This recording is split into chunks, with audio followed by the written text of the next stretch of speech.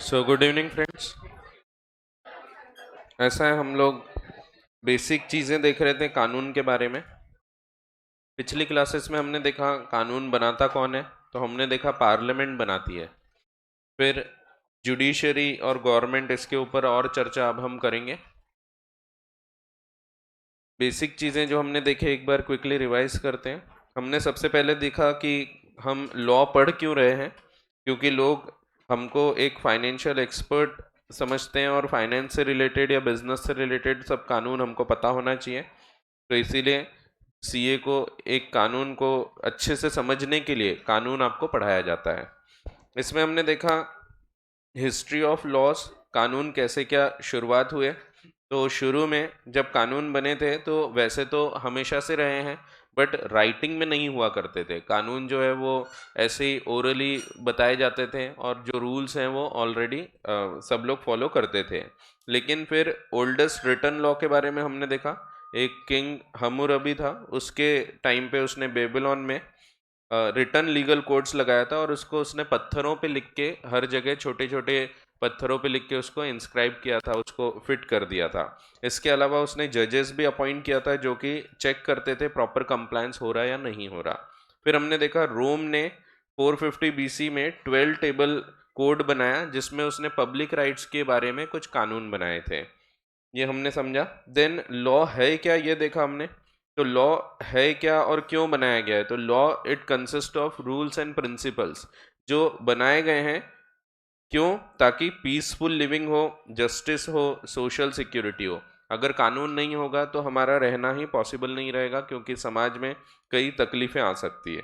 हमने देखा sources of law, कानून कहाँ कहाँ से आता है। तो सोर्स का मतलब कहाँ से बनता है, कैसी कैसी चीज़ें, क्या क्या चीज़ें इसमें आपको देखने को मिलती है। जैसे आप सोर्स ऑफ कोई रिवर बोलते हैं, दैट मीन्स वो कहाँ से आ रही है। वैसे कानून कहाँ से आ रहा है। तो कानून आता है सबसे पहले तो कॉन्स्टिट्यूशन।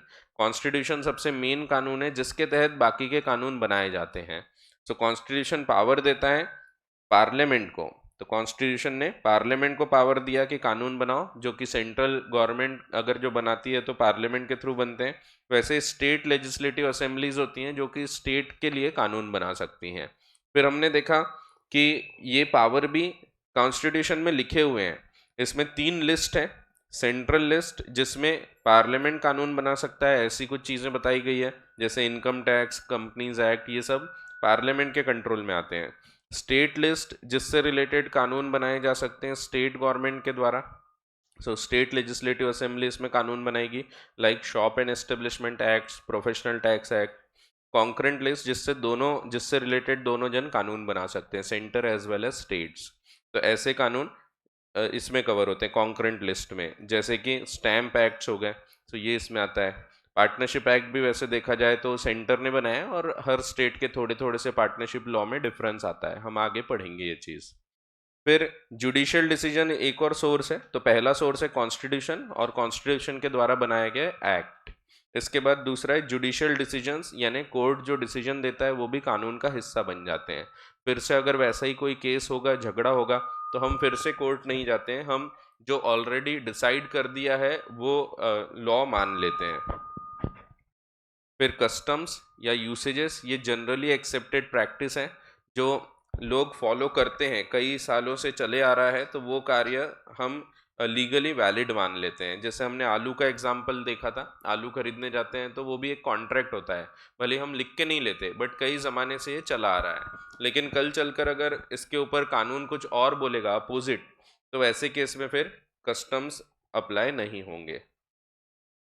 फिर process of making law already देख लिए थे हमने, जिसमें मैंने बताया था सबसे पहले तो एक प्रॉब्लम होती है, उस प्रॉब्लम को सॉल्व करने के लिए सॉल्यूशन के रूप में कुछ रूल्स लिखे जाते हैं एक बुक में, उसको हम बिल बोलते हैं। Bill is the draft law. तो ड्राफ्ट है वो अभी फाइनल नहीं हुआ है, उसको फिर both the houses of parliament में, लोकसभा एंड राज्यसभा में पास किया जाता है वोटिंग के द्वारा। इसके बाद प्रेसिडेंट इसके ऊपर एसेंट देते हैं, साइन करते हैं, and then it is notified by the government. जो डेट वो बताते हैं वहाँ से फिर वो अप्लाई हो जाता है, वो कानून चालू हो गया। ठीक है, तो नोटिफाई किया जाता है, कहाँ पे नोटिफाई होता है, ऑफिशियल गेजेट में। ठीक है, फिर हमने बस यहीं तक देखा, अब हम थोड़ा आगे बढ़ेंगे। इसके बाद हम अब पढ़ने वाले हैं इंडियन लीगल सिस्टम में किस किस प्रकार के कानून बताए गए हैं और हमको कौन से कानून पढ़ने को मिलेंगे। तो इंडियन लीगल सिस्टम में वैसे बेसिक तो दो क्लासेस, दो इसमें इसको क्लासिफाई किया है, वैसे आपको चार बताया, बट मेन जो चीज़ें हैं, एक सिविल लॉ और एक क्रिमिनल लॉ, ऐसा मेन दो पार्ट होते हैं। सो सिविल लॉ का मतलब है जो जमीन जायदाद से रिलेटेड है, जिसमें पैसे लेने देने के झगड़े हो रहे हैं, ऐसे सिविल लॉज होते हैं। क्रिमिनल लॉ यानी जिसमें क्राइम हुआ है, जैसे मर्डर वगैरह हो गया, तो ये सब क्रिमिनल लॉज हो गए। हम यहाँ पे क्या पढ़ने वाले हैं, तो हम सिर्फ सिविल लॉ पढ़ने वाले हैं, क्योंकि सिविल लॉ में भी वो वाले जो बिजनेस लॉज हैं, कुछ क्रिमिनल लॉज हम पढ़ेंगे, बाकी बेसिक जो चीज़ हम पढ़ेंगे वो सिविल लॉ ही ज़्यादातर हमको पढ़ना है। कुछ कुछ सिविल लॉ में भी कुछ कुछ पार्ट क्रिमिनल ऑफेंस कहलाता है। जैसे हम आगे चल के जब नेगोशिएबल इंस्ट्रूमेंट्स एक्ट पढ़ेंगे, वहाँ पे हम देखेंगे कि एक ने चेक दिया है और वो चेक बाउंस हो जाता है, तो ये क्राइम माना जाता है, ये सिर्फ सिविल एक्ट नहीं माना जाता। सो आप देखेंगे कि सिविल एक्ट जो होते हैं उसके लिए जेल वगैरह जनरली नहीं होती, जनरली तो जेल वगैरह के प्रावधान उसमें नहीं होते, लेकिन क्रिमिनल लॉ में जेल वगैरह के भी प्रावधान होते हैं। सिविल लॉज जो होते हैं ना, वो जनरली कॉम्पेंसेटरी नेचर के होते हैं, कि मैंने किसी के साथ कुछ गलत किया, उसका नुकसान हुआ, तो वो नुकसान मैं अगर भरपाई कर दूंगा तो बात खत्म हो गई और कोई सजा नहीं होगी। किसी का मेरे कारण 10,000 का लॉस हुआ, मैंने 10,000 पे कर दिया, बात खत्म हो गई, तो ये सिविल लॉज है। क्रिमिनल लॉज में इसके अलावा पैसे भरना तो अलग बात हो जाती है, इसके अलावा पेनल्टीज वगैरह होती है, जेल वगैरह जाना पड़ सकता है, इम्प्रिजनमेंट के प्रावधान होते हैं, तो वो क्रिमिनल लॉज होते हैं। सो बेसिकली ब्रॉड क्लासिफिकेशन अगर इंडियन लॉज का करें तो बेसिक तो दो ही होता है, बट आपको इंस्टीट्यूट ने चार बताया, कॉमन लॉ और प्रिंसिपल्स ऑफ नेचुरल जस्टिस भी बताए गए हैं, जिसमें मेन जो है क्रिमिनल लॉज, जिससे लोग बहुत डरते हैं, क्योंकि कुछ क्राइम हो गया तो अल्टीमेटली हमारे ऊपर हमारा रिकॉर्ड आ जाता है क्रिमिनल करके। जैसे मैंने किसी का मर्डर कर दिया, ऑफ कोर्स पकड़ा जाऊंगा, तो कई बार होता है मर्डर कर देते, पकड़े नहीं गए तो बच जाते हैं, लेकिन फिर भी कानून तो है, कानून बोलता है कि मर्डर वगैरह नहीं करना।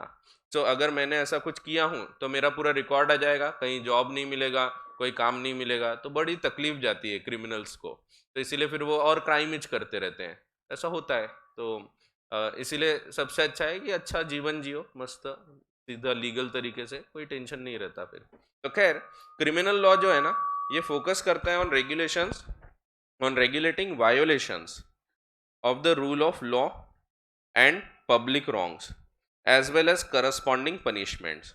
तो क्या क्या गलत है, पब्लिक रॉन्ग यानी जैसे चोरी, चोरी क्या है, एक पब्लिक रॉन्ग है जिससे नुकसान होता है, सबका नुकसान हो सकता है। मैं अगर चोरी कर रहा हूँ, तो मैं करता नहीं, एग्जाम्पल है, तो मैं अगर चोरी कर रहा हूँ तो अल्टीमेटली लोगों का नुकसान होगा।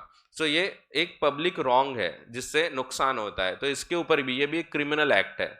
वैसे देखा जाए तो ऐसी भी चीजें जो आपको लगता है कि ये तो छोटी बात है, वो भी क्रिमिनल एक्ट में कवर हो सकती है, जैसे कि सिग्नल तोड़ के भाग जाना, सिग्नल तोड़ के भागते हम, ये क्रिमिनल एक्ट है एक्चुअली, तो ये सिविल एक्ट नहीं है। अगर हम पकड़े जाते हैं तो यहाँ जेल तक के प्रावधान हो सकते हैं, तो वो उतना होता नहीं, पेनल्टी, लीगल पेनल्टी लगती है, उतना पे करके हम बाहर आ जाते हैं।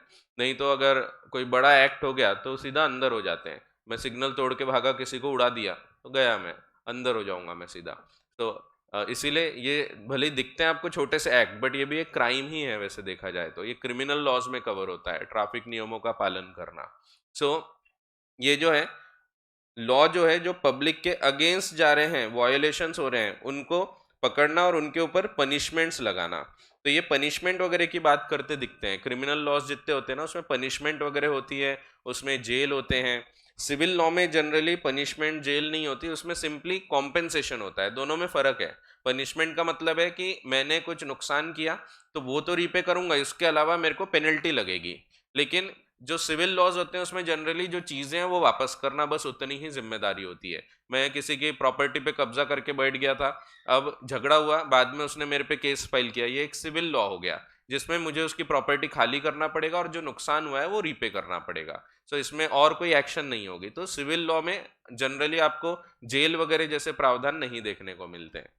सो क्रिमिनल लॉज में अपने यहाँ जो मेन कानून है जिसके तहत क्राइम क्या है, क्रिमिनल लॉज क्या है, ये पता लगता है, that is the Indian penal code. 1860 में बाबा आदम के जमाने में बनाया गया एक कानून। बाबा आदम कौन, तो कोई नहीं, कोई होगा ऐसा, एक्चुअली नहीं है, वो एडम और ईव को बोलते थे, आदम है ना, बाबा आदम, तो एडम को बोलते थे, एडम एंड ईव का जमाना, वो रहा होगा कभी। तो खैर, तो ये जो बाबा आदम के ज़माने के बनाए गए कानून है, इसका नाम बदलने वाले हैं। अभी आने वाले जून जुलाई से इसका नाम बदल जाएगा और इसमें काफ़ी बदलाव भी किए गए हैं। इसको भारतीय न्याय संहिता नाम दिया गया है अभी। तो मोदी सरकार ने ये डिसाइड किया और अभी इसका नाम बदलने वाला है। तो ये Indian penal code at present इसका नाम है और अभी आने वाले टाइम से इसका नाम चेंज हो जाएगा। ठीक है, तो अभी कानून बदल रहे हैं बहुत सारे, उसमें ये भी एक कानून चेंज हो रहा है। ठीक है, क्योंकि सही बात है, इतने पुराने कानून से आप नए प्रॉब्लम्स को सॉल्व नहीं कर सकते, तो उसमें बदलाव लाना ज़रूरी हो जाता है। सो उन्होंने अभी इंडियन पेनल कोड को बदल के भारतीय न्याय संहिता नाम दिया है। ठीक है, जो इस साल से लागू होगा। तो भारत में जो क्राइम है, क्रिमिनल एक्ट्स है, क्रिमिनल लॉ है, उसका मेन सोर्स होता है Indian penal code and the code of criminal procedure. ये एक और कानून है, कोड ऑफ क्रिमिनल प्रोसीजर। ये एक्चुअली बताता है, ये क्राइम को डिफाइन नहीं करता, क्राइम के डेफिनेशंस यहाँ दिखेगी आपको इंडियन पेनल कोड में कि कौन सी चीज़ क्राइम है, किसके ऊपर क्या पेनल्टी लगेगी, तो ये सब चीज़ इसमें लिखी हुई है। तो ये अगर आप पढ़ोगे तो आपको समझेगा क्या क्या चीज़ क्राइम में कवर होती है। ठीक है, फिर कोड ऑफ क्रिमिनल प्रोसीजर ये है, ये एक्चुअली प्रोसीजर है। जैसे अगर मैंने कोई क्राइम किया तो उसका भी एक प्रोसेस होता है, कि क्राइम का प्रोसेस नहीं होता, क्राइम को जो पेनल्टी देते हैं उसके ऊपर उसका एक प्रोसेस होता है, कोर्ट जाना, फिर कोर्ट क्या करेगा, तो ये सब चीज़ों के रूल्स होते हैं। ऐसा नहीं कि कोर्ट जब चाहे डिसीजन दे, ऐसा नहीं रहता, उसके पूरे टाइम लिमिट्स होते हैं। सब कोर्ट वगैरह को भी बराबर टाइम टू टाइम बुलाना पड़ता है, हियरिंग होती है। तो ये सब प्रोसेस कैसे चलेगी, प्रोसीजरल पार्ट क्या चलेगा, वो चीज़ इसमें लिखी है। तो जब कोई क्रिमिनल ऑफेंस होगा तो उसमें क्या प्रोसीजर अप्लाई होगी। सो ये कोड ऑफ क्रिमिनल प्रोसीजर, ये भी साथ में क्रिमिनल लॉ का हिस्सा है। इंडियन पेनल कोड डिफाइन करता है, जैसा कि मैंने आपको बताया, it defines the nature of offences, कि कौन कौन से गुनाह हैं और उनकी पनिशमेंट क्या क्या होगी। While the criminal procedure code outlines the comprehensive process for carrying out these penalties, penalty कैसी लगाई जाएगी, तो ये चीज इसमें बताई गई है। Some examples of criminal offenses under this legal framework include murder, theft, fraud, assault। तो ये सब चीजें क्रिमिनल लॉज में कवर होती हैं। ठीक है, फिर सिविल लॉ क्या होता है? जैसा कि मैंने आपको अभी जस्ट बताया कि सिविल लॉ जो होता है, ये वैसे जो कॉम्पेंसेटरी नेचर के होते हैं वो कवर होते हैं इसमें, जिसमें एक व्यक्ति ने दूसरे व्यक्ति का कोई लॉस किया, जैसे बिजनेस लॉज हैं। सो बिजनेस लॉज जो है, ये पूरे ज्यादातर बिजनेस लॉ आपको सिविल नेचर के दिखेंगे। कॉन्ट्रैक्ट एक्ट एक सिविल लॉ है, जिसमें अगर मैं आपका कोई लॉस कर रहा हूं, मैंने आपसे कॉन्ट्रैक्ट किया आपको पढ़ाऊंगा, नहीं पढ़ाया, आपका नुकसान हुआ, तो वो नुकसान की मुझे सिंपली भरपाई करना है। इसके लिए मुझे कोई जेल वगैरह नहीं होगी। सो ये सिविल लॉज रहते हैं, जिसमें आपको जनरली सिर्फ कॉम्पेंसेट करके देना है, जिसका नुकसान हुआ आपके कारण उसको रीपे कर दो, बात खत्म हो जाती है। तो ये सब रहते हैं सिविल लॉज। तो civil law addresses dispute between individuals and organization, जिसमें मेन एम होता है emphasising the resolution of conflicts rather than punishment. So punitive measures नहीं होते, पनिशमेंट लगाना यहाँ एम नहीं होता। यहाँ एम होता है कि इनके बीच का झगड़ा सुलझे और जिसका जो नुकसान हुआ है उसको वो रीपे कर दें। जैसे प्रॉपर्टी के, जमीन जायदाद के जो मामले होते हैं, झगड़े होते हैं, ये सब इसमें कवर होते हैं। सो जमीन जायदाद के झगड़े, दो भाइयों के बीच में झगड़ा हो रहा है प्रॉपर्टी का, ये सिविल कानून है। ठीक है, civil codes address breaches of specific rights. Breach यानी तोड़ना, तो जो राइट्स वगैरह तोड़े जाएंगे, ऑब्लिगेशंस तोड़े जाएंगे through the initiation of civil suits, तो उसके लिए सिविल कोर्ट में जाना पड़ता है। The administration and procedure in civil law are regulated by, जैसे कि अगर आप क्रिमिनल प्रोसीजर की बात करें तो उसके लिए आपको कोड ऑफ क्रिमिनल प्रोसीजर पढ़ना पड़ता है और आईपीसी रहता है। उसी प्रकार से आपको सिविल कोर्ट में जाना है तो उसके लिए एक और कानून है, कोड ऑफ सिविल प्रोसीजर, इसको हम सीपीसी बोलते हैं। तो शॉर्ट में अगर हम बोले तो सीपीसी, तो सिविल प्रोसीजर कोड। और ये जो क्रिमिनल प्रोसीजर कोड है, इसको हम बोलते हैं सीआरपीसी। ठीक है, तो शॉर्ट में। और आईपीसी जो है, ये इंडियन पेनल कोड है। जो आप जितने भी ये टीवी में देखते हैं ना, टीवी में होता है कि एक जज बैठा है, मुजरिम है, इधर रमेश ने कत्ल किया है, तो रमेश के ऊपर सजा दी जाएगी, तो इधर जज साहब बैठे हुए बोलेंगे कि सबूतों और गवाहों को मद्देनजर रखते हुए अदालत इस नतीजे पे पहुंची है कि आईपीसी की धारा 302 के तहत, तो ये जो 302 क्या है, आईपीसी की धारा यानी इंडियन पेनल कोड, तो इसकी धारा 302 के तहत इसको सजाए मौत दी जाए। सो मर्डर की धारा है, वो किसी ने मर्डर किया है तो 302 के तहत उसको सजाए मौत दी जाएगी, to be hang till death. उसके बाद वो पेन तोड़ देते हैं, ऐसा बताते हैं मूवीज में। हाँ, तोड़ देते हैं ना, ऐसा नहीं, तो ऐसा माना जाता था पहले, चलता था ये, आजकल ऐसा नहीं होता। आजकल ये पेन वगैरह नहीं तोड़ते पहले। इनफैक्ट आजकल तो इतने हार्श ऐसे डिसीजन भी नहीं होते, बहुत कम केस में आपको ऐसे कैपिटल पनिशमेंट देखने को मिलेगी जिसमें किसी की जान ली जा रही है। सो पहले बहुत होते थे, आजकल कम होते हैं। और वो पेन इसीलिए तोड़ते थे क्योंकि उस पेन से किसी की जान ली गई है तो उसके बाद से फिर उससे कोई डिसीजन नहीं होना चाहिए, तो इसलिए उसकी निब तोड़ दी जाती थी। और पहले सिंपली इतना बोला जाता था, टू बी हैंग्ड। तो ऐसा केस हुआ था फिर बाद में, ऐसा सिर्फ बोलते थे कि इसने कत्ल किया, इसको लटका दो। फिर एक बार एक को लटकाए और वो मरा नहीं। अब मरा नहीं तो फिर ये रूल ये हो गया कि भाई उसकी तो सजा हो गई। सजा क्या थी कि उसको लटकाना है, लटका दिए, सजा हो गई, बच गया। लेकिन उसको मरा नहीं तो छोड़ दिया गया। ये कानून है, कानून में जितना लिखा है उतना फॉलो करना पड़ता है। इसीलिए उसके बाद से फिर रूल ये बोलने लग गया कि to be hang till death, जब तक मरेगा नहीं लटकाते रहो उसको। so, नहीं, एक्चुअल में ये फैक्ट है। लेकिन ये कानून में जो अमेंडमेंट्स होते हैं ना, ये इसीलिए होते हैं, छोटी छोटी सी बातें होती हैं जिनके कारण बदलाव लाना जरूरी होता है। सो ये जो है, जैसे क्रिमिनल प्रोसीजर कोड है वैसे ही सीपीसी होता है। सीपीसी में जो जमीन जायदाद के मामले होते हैं, भाई भाई है प्रॉपर्टी में झगड़े कर रहे हैं, या कई बार ऐसा होता है दो भाइयों ने मिलके प्रॉपर्टी रख ली है, बहन को बताया भी नहीं, होता है ना झगड़ा, चाचा और पिताजी है, अरे रख लेते, बुआ को नहीं बताए। सो ऐसा ये सब जो है, ये सब सिविल लॉज है। तो सिविल झगड़े हैं, इसके लिए फिर बुआ जी आएगी अपना हक मांगने की, नहीं नहीं मेरा भी हिस्सा है, मेरे को पैसा दो। तो ये जो होते हैं ये सब सिविल लॉज होते हैं, ठीक है। So civil law can be categorized into various areas. इसमें बहुत चीजें कवर होती हैं, like contract, family law, property law, tort. तो टॉर्ट भी, ये टॉर्ट एक्चुअली एक अलग प्रकार का कानून है। टॉर्ट को डिफाइन किया जाता है, tort is a civil wrong, ये क्राइम नहीं कहलाता।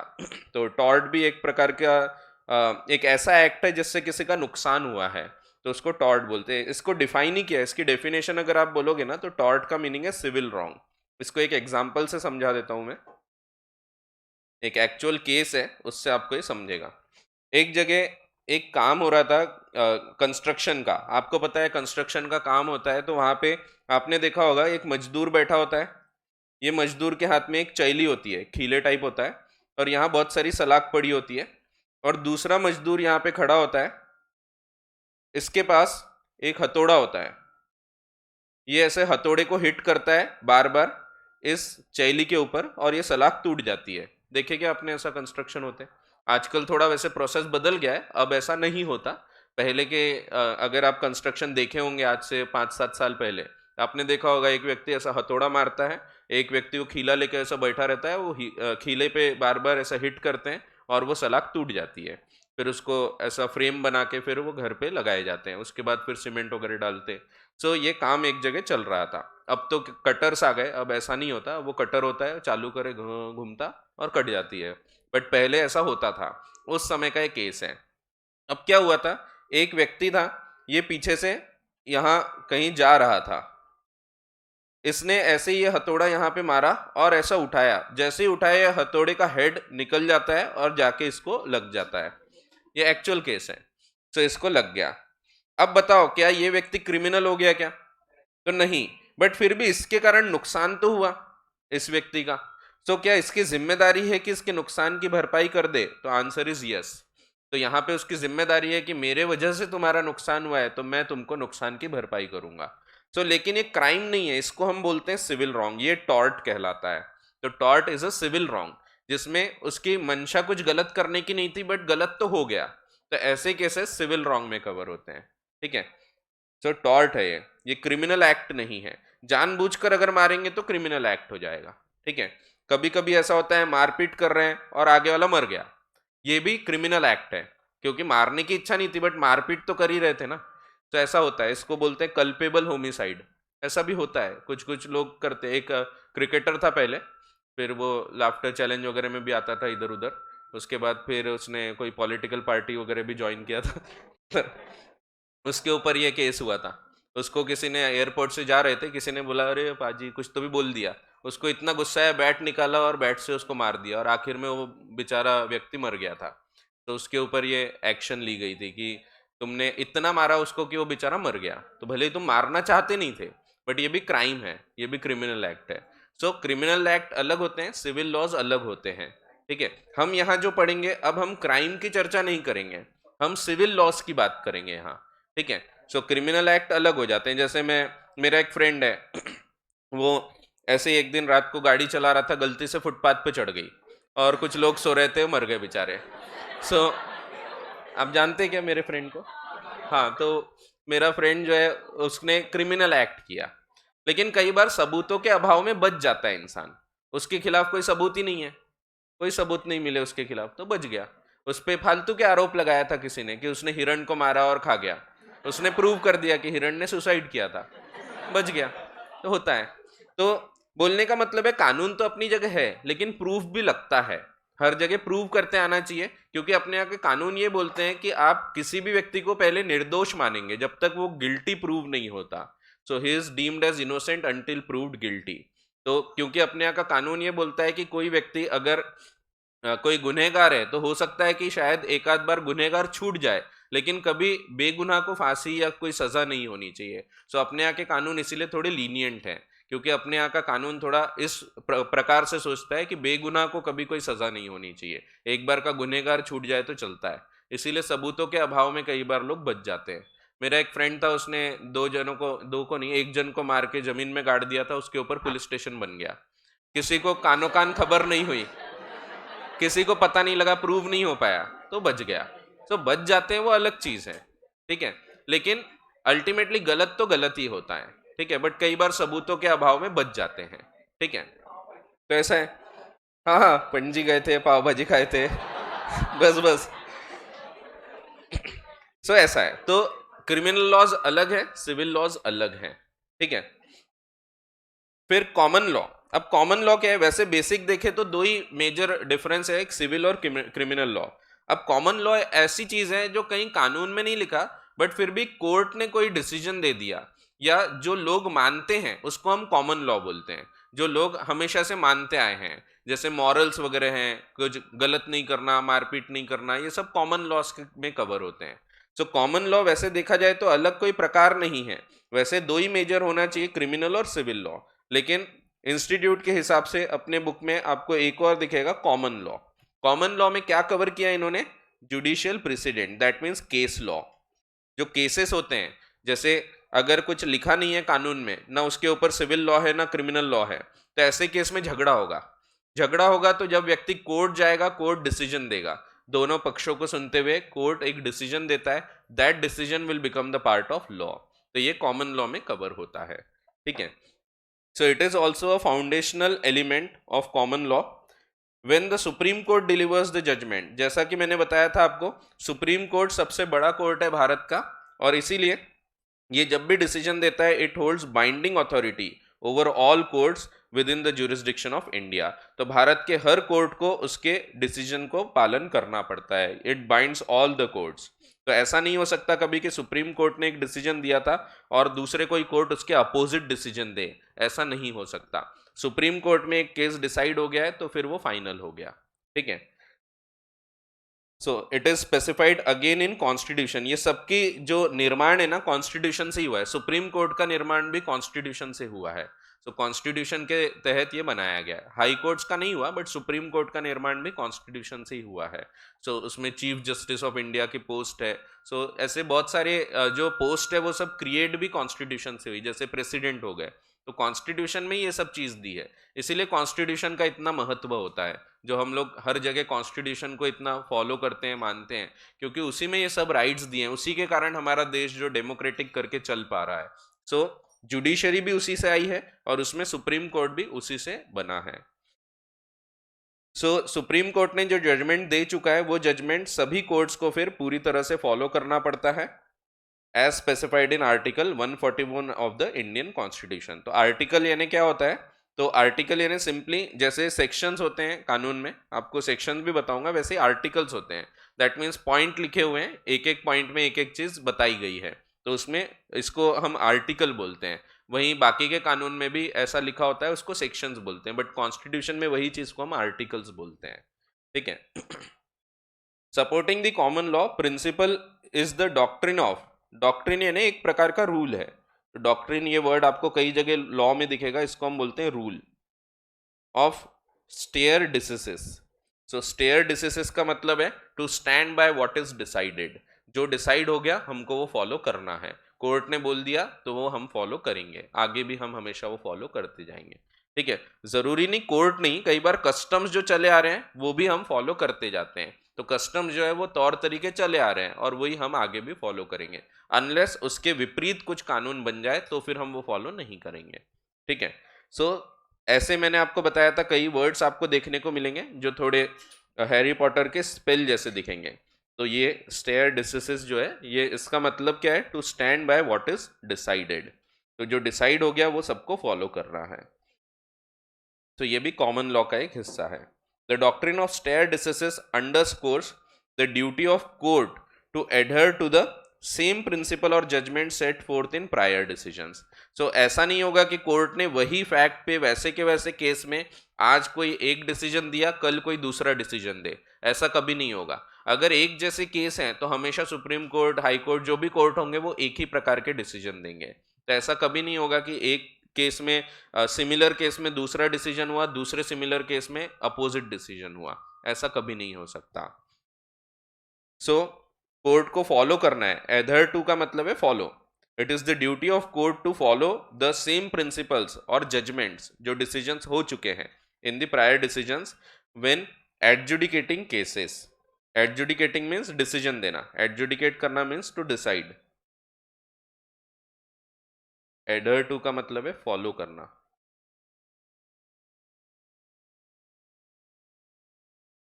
Cases with analogous facts, analogous का मतलब है सिमिलर, तो एक प्रकार के केस हैं तो एक प्रकार के डिसीजन होना चाहिए। Akin to the earlier ruling, akin यानी वही similar to the, analogous case है अगर सिमिलर केस है तो सिमिलर डिसीजंस होना चाहिए। तो in similar cases similar decisions होना चाहिए। ठीक है, सो मैंने आपको पहले ही बताया था थोड़े वर्डिंग्स आपको हेवी लगेंगे, लेकिन अच्छी बात है आपको नई चीजें सीखने को भी मिलेगी। ठीक है, फिर एक और चीज मानी जाती है प्रिंसिपल्स ऑफ नेचुरल जस्टिस। कानून में एक और चीज आती है प्रिंसिपल्स ऑफ नेचुरल जस्टिस।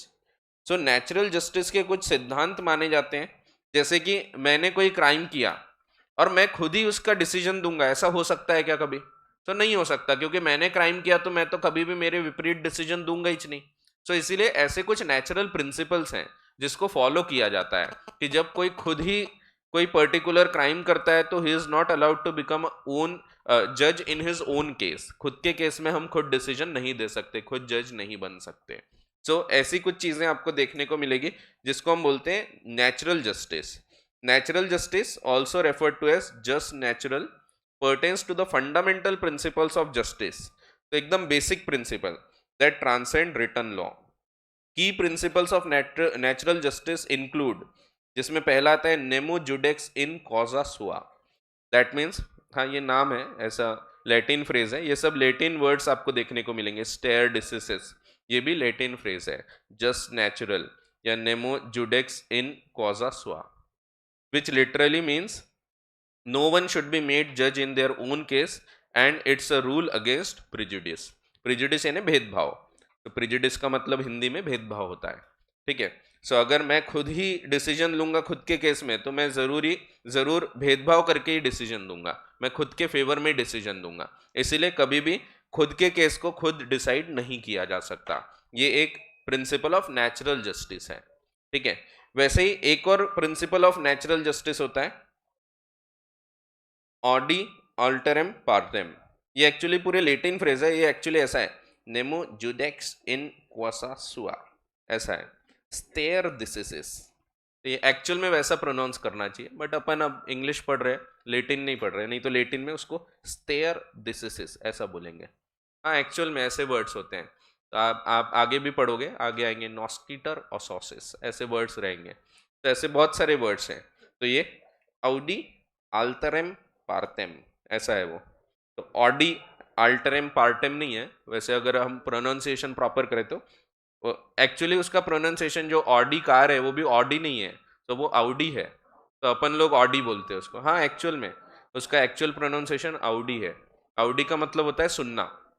सो जैसे ऑडिटर है, ऑडिटर जो अपन बनते हैं उसका मतलब वही है कि हमको सुनते हैं लोग। जब अपन कोई बुक्स ऑफ अकाउंट्स वगैरह देख रहे हैं, उस पर डिसीजन दिए हैं, उसको चेक किए हैं, तो लोग हमारा सुनेंगे।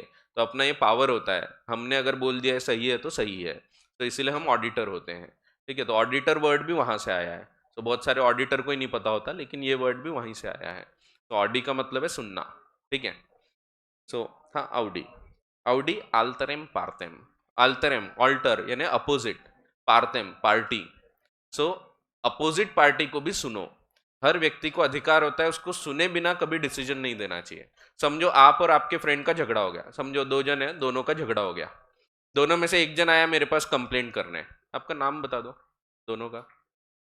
हाँ, लक्ष्य, अंश। लक्ष्य और अंश का झगड़ा हो गया। लक्ष्य आता है मेरे पास और अंश के बारे में चुगली करता है। मैंने अंश को बोला चलो क्लास के बाहर हो जाओ। अब यहाँ पे मैं बिना उसको सुने अगर डिसीजन पास करूंगा तो ये तो उसके साथ अन्याय हो गया। उसको मौका मिलना चाहिए बोलने का कि सर मैं गड़बड़ नहीं कर रहा था, यही काड़िया कर रहा था। सो ये उसको एक मौका होना चाहिए हमेशा। ये भी एक प्रिंसिपल ऑफ नेचुरल जस्टिस है। Without giving an opportunity to express his case I can not pass a decision. अगर मैं ऐसा कर रहा हूं तो मैं आपको principle of natural justice use नहीं करने दे रहा। सो एकदम बेसिक चीज है जिसके ऊपर कुछ लिखा नहीं भी जाए तो भी आपको समझता है कि ये तो गलत हो गया। अगर आपको कानून नहीं भी पता रहेगा और मैं एक को सुने बिना दूसरे को भगा दूंगा तो आपको लगेगा नहीं इसके साथ गलत हुआ है। सो ये प्रिंसिपल्स ऑफ नेचुरल जस्टिस, एकदम नेचुरल फीलिंग आएगी आपको कि नहीं गलत तो हो गया। सो अगर ऐसा मैं रोज करूंगा तो आप मेरे को नफरत करने लगेंगे कि कैसे सर है, सुनते ही नहीं और भगा देते। सो ये आपका राइट होता है कि आपको सुना जाए।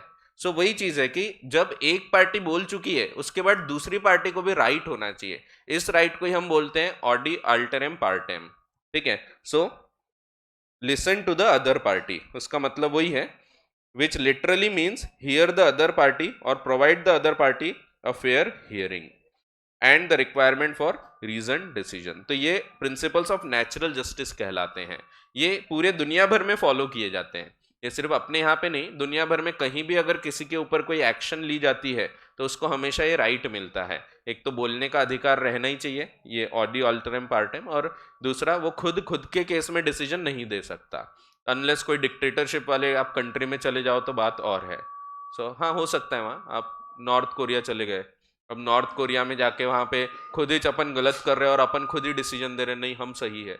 हो सकता है ऐसा। क्या नाम है उसका, किम जोंग, जो भी है, किम जोंग हुंग, जो भी है ठीक है कैसे नाम रहते हैं इनके, वो उधर चाइना वाले भी ऐसी, शी जिनपिंग, शी नाम है ही, नाम है शी। ठीक है, एक्चुअली वो शी नहीं है, वो भी प्रोनाउंसिएशन अपने को जमता नहीं, अपन हिंदी वाले ना, वो जी है, जी। एक्स अंदर गले से आना चाहिए, जी जी। एक्स आई नाम है उसका, एक्स आई यानी एक्स आई नहीं, एक्स आई नहीं, एक्स गई है, एक्स तो जो जा चुकी वो एक्स है so, तो जी है, जी अंदर से आना चाहिए गले से, अपने को नहीं जमता। जैसे इंग्लिश वाले हिंदी अच्छी नहीं बोल पाते तो इसीलिए, एक्चुअली वो अच्छी बोलते हैं, दिक्कत है अपन अच्छी नहीं बोलते। हाँ, प्रॉब्लम वही है। आप हिंदी में बचपन से पढ़ते आए, आप क्या बोलते हैं, आपको मैं कुछ खाने को दूंगा, आप बोलते नहीं सर नहीं चाहिए। आप क्या बोलोगे, नहीं चाहिए, नहीं चाहिए। तो एक्चुअली वर्ड है नहीं। वही अगर अंग्रेज बोलेगा ना, वो आके बोलेगा नहीं मुझे नहीं चाहिए, पूरा बोलेगा वो नहीं चाहिए, तो वो सही बोल रहा है। अपन खा जाते हैं वर्ड्स, अपन नहीं बोलते नहीं चाहिए, चाहिए, चाहिए भी नहीं, चाहिए नहीं चाहिए तो ये होता है एक्चुअली। तो और इंग्लिश वाले इंग्लिश ऐसे बोलते हैं, इंग्लिश वाले आधे आधे वर्ड्स बोलते हैं। अपन इंग्लिश पढ़ रहे हैं ना, पूरा पूरा पढ़ेंगे अपन, पूरा अच्छे से, it is essential to note, वो बोलेंगे it is essential to note, तो नोट भी पूरा नहीं, नोट ऐसा बोलेगा, नो, तो पूरा बोलेंगे नहीं वो। तो वो जैसे अपन हिंदी बोलते हैं वैसे वो इंग्लिश बोलते हैं। एक्चुअली अपन ज्यादा अच्छी इंग्लिश बोलते हैं क्योंकि अपन खाते नहीं वर्ड्स, वो खा जाते हैं। वैसे ही वो लोग ज्यादा अच्छी हिंदी बोलते हैं क्योंकि पूरा वर्ड बोल रहे हैं वो, बट अपने को आदत नहीं है उसकी, अपन आधा आधा बोलते हैं। तो हाँ तो बोलते नहीं, हाओ हाओ बोलते हैं ठीक है तो आपको कभी अंग्रेज हाउ बोलते नहीं मिलेगा, वो हाँ बोलेगा, हाँ सच में वो हाँ बोलेगा, हाउ नहीं बोलेगा वो कभी, अपन हाउ बोलते हैं। ठीक है, हाँ हाँ ठीक है, आगे बढ़ते हैं। सो ये प्रिंसिपल्स ऑफ नेचुरल जस्टिस है, ये सब सिर्फ आपको इंफॉर्मेशन पर्पस के लिए दिया है। इन पे कोई क्वेश्चंस नहीं आएंगे, सिर्फ आपको बताया है, कहानी की तरह आपको ये चीजें बताई है। मैं बताया था आपको शुरू के 3-4 क्लासेस में ये चलता रहेगा। उसके बाद फिर आगे अगले चैप्टर से हम पढ़ना चालू करेंगे कॉन्ट्रैक्ट क्या है, वहां से हमारे एग्जाम के हिसाब से पढ़ाई चालू होने वाली है। ठीक है, तो बस ये आज खत्म हो जाएगा और अगली क्लास में अगला चैप्टर चालू हो जाएगा। सो हाँ, बचा ही क्या, बस ये बचा है, ये ऊपर ऊपर ही पढ़ना है आपको, खत्म। बस 3-4 पेज, आज बड़ी क्लास है ना अपनी, 6:15 तक क्लास है, हो जाएगा आज। चलो, फिर ये एक जनरल नोट है, एक्चुअली ये इसका हिस्सा नहीं है, नोट है। It is essential to note that while judgment can supersede और मॉडिफाई कॉमन लॉ। अगर कोई जजमेंट है तो जजमेंट आपका पुराने डिसीजन से वैसे तो मैच होता है, बट अगर कोई नया कानून आ गया है तो उससे आप उसको चेंज कर सकते हैं, बट कभी भी स्टैट्यूटरी लॉ को अल्टर नहीं कर सकते। स्टैट्यूटरी लॉ मीन्स एक्ट, कोई भी जजमेंट एक्ट के कभी खिलाफ नहीं जाएगा। एक्ट को इंटरप्रीट करेंगे लेकिन कानून के खिलाफ कभी भी कोई कोर्ट का जजमेंट जाते हुए आपको नहीं दिखेगा। ठीक है, तो वो एक नोट दिया है। फिर एनफोर्सिंग द लॉ, ये भी मैंने ऑलरेडी आपको बता चुका हूं। कानून बनाने का काम किसका था, पार्लियामेंट का, और उसको अप्लाई कराना गवर्नमेंट। तो अभी वही पढ़ेंगे हम, गवर्नमेंट इसको एनफोर्स करती है। सो इसीलिए ये एग्जीक्यूटिव पिलर है, एग्जीक्यूट करती है, अप्लाई करती है इनको, और ये प्रॉपर चल रहा कि नहीं चल रहा है, लोग फॉलो कर रहे कि नहीं कर रहे, वो सब चीजें देखने का काम होता है गवर्नमेंट का।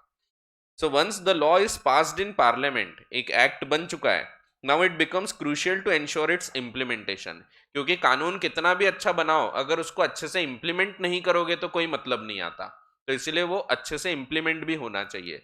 कई कानून होते हैं, किसानों को पैसा दे गए, किसानों का कोई नुकसान हुआ है तो रीपेमेंट हो जाएगा, एकदम इतने अच्छे अच्छे कानून है, किसान अगर कोई कुआं भी खोदेगा तो उसके लिए पूरा पैसा उसको रिएम्बर्स हो जाता है।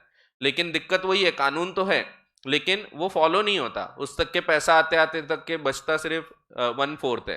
4 लाख उसको लग गए, 1 लाख रुपए उसको मिलता है, बाकी खा जाते हैं लोग। सो कानून तो रहते हैं लेकिन वो कानून अच्छे से जब तक अप्लाई नहीं होंगे तो कोई मतलब नहीं है। तो इसीलिए कानून को प्रॉपर एनफोर्स भी करना चाहिए। It becomes important to ensure the implementation.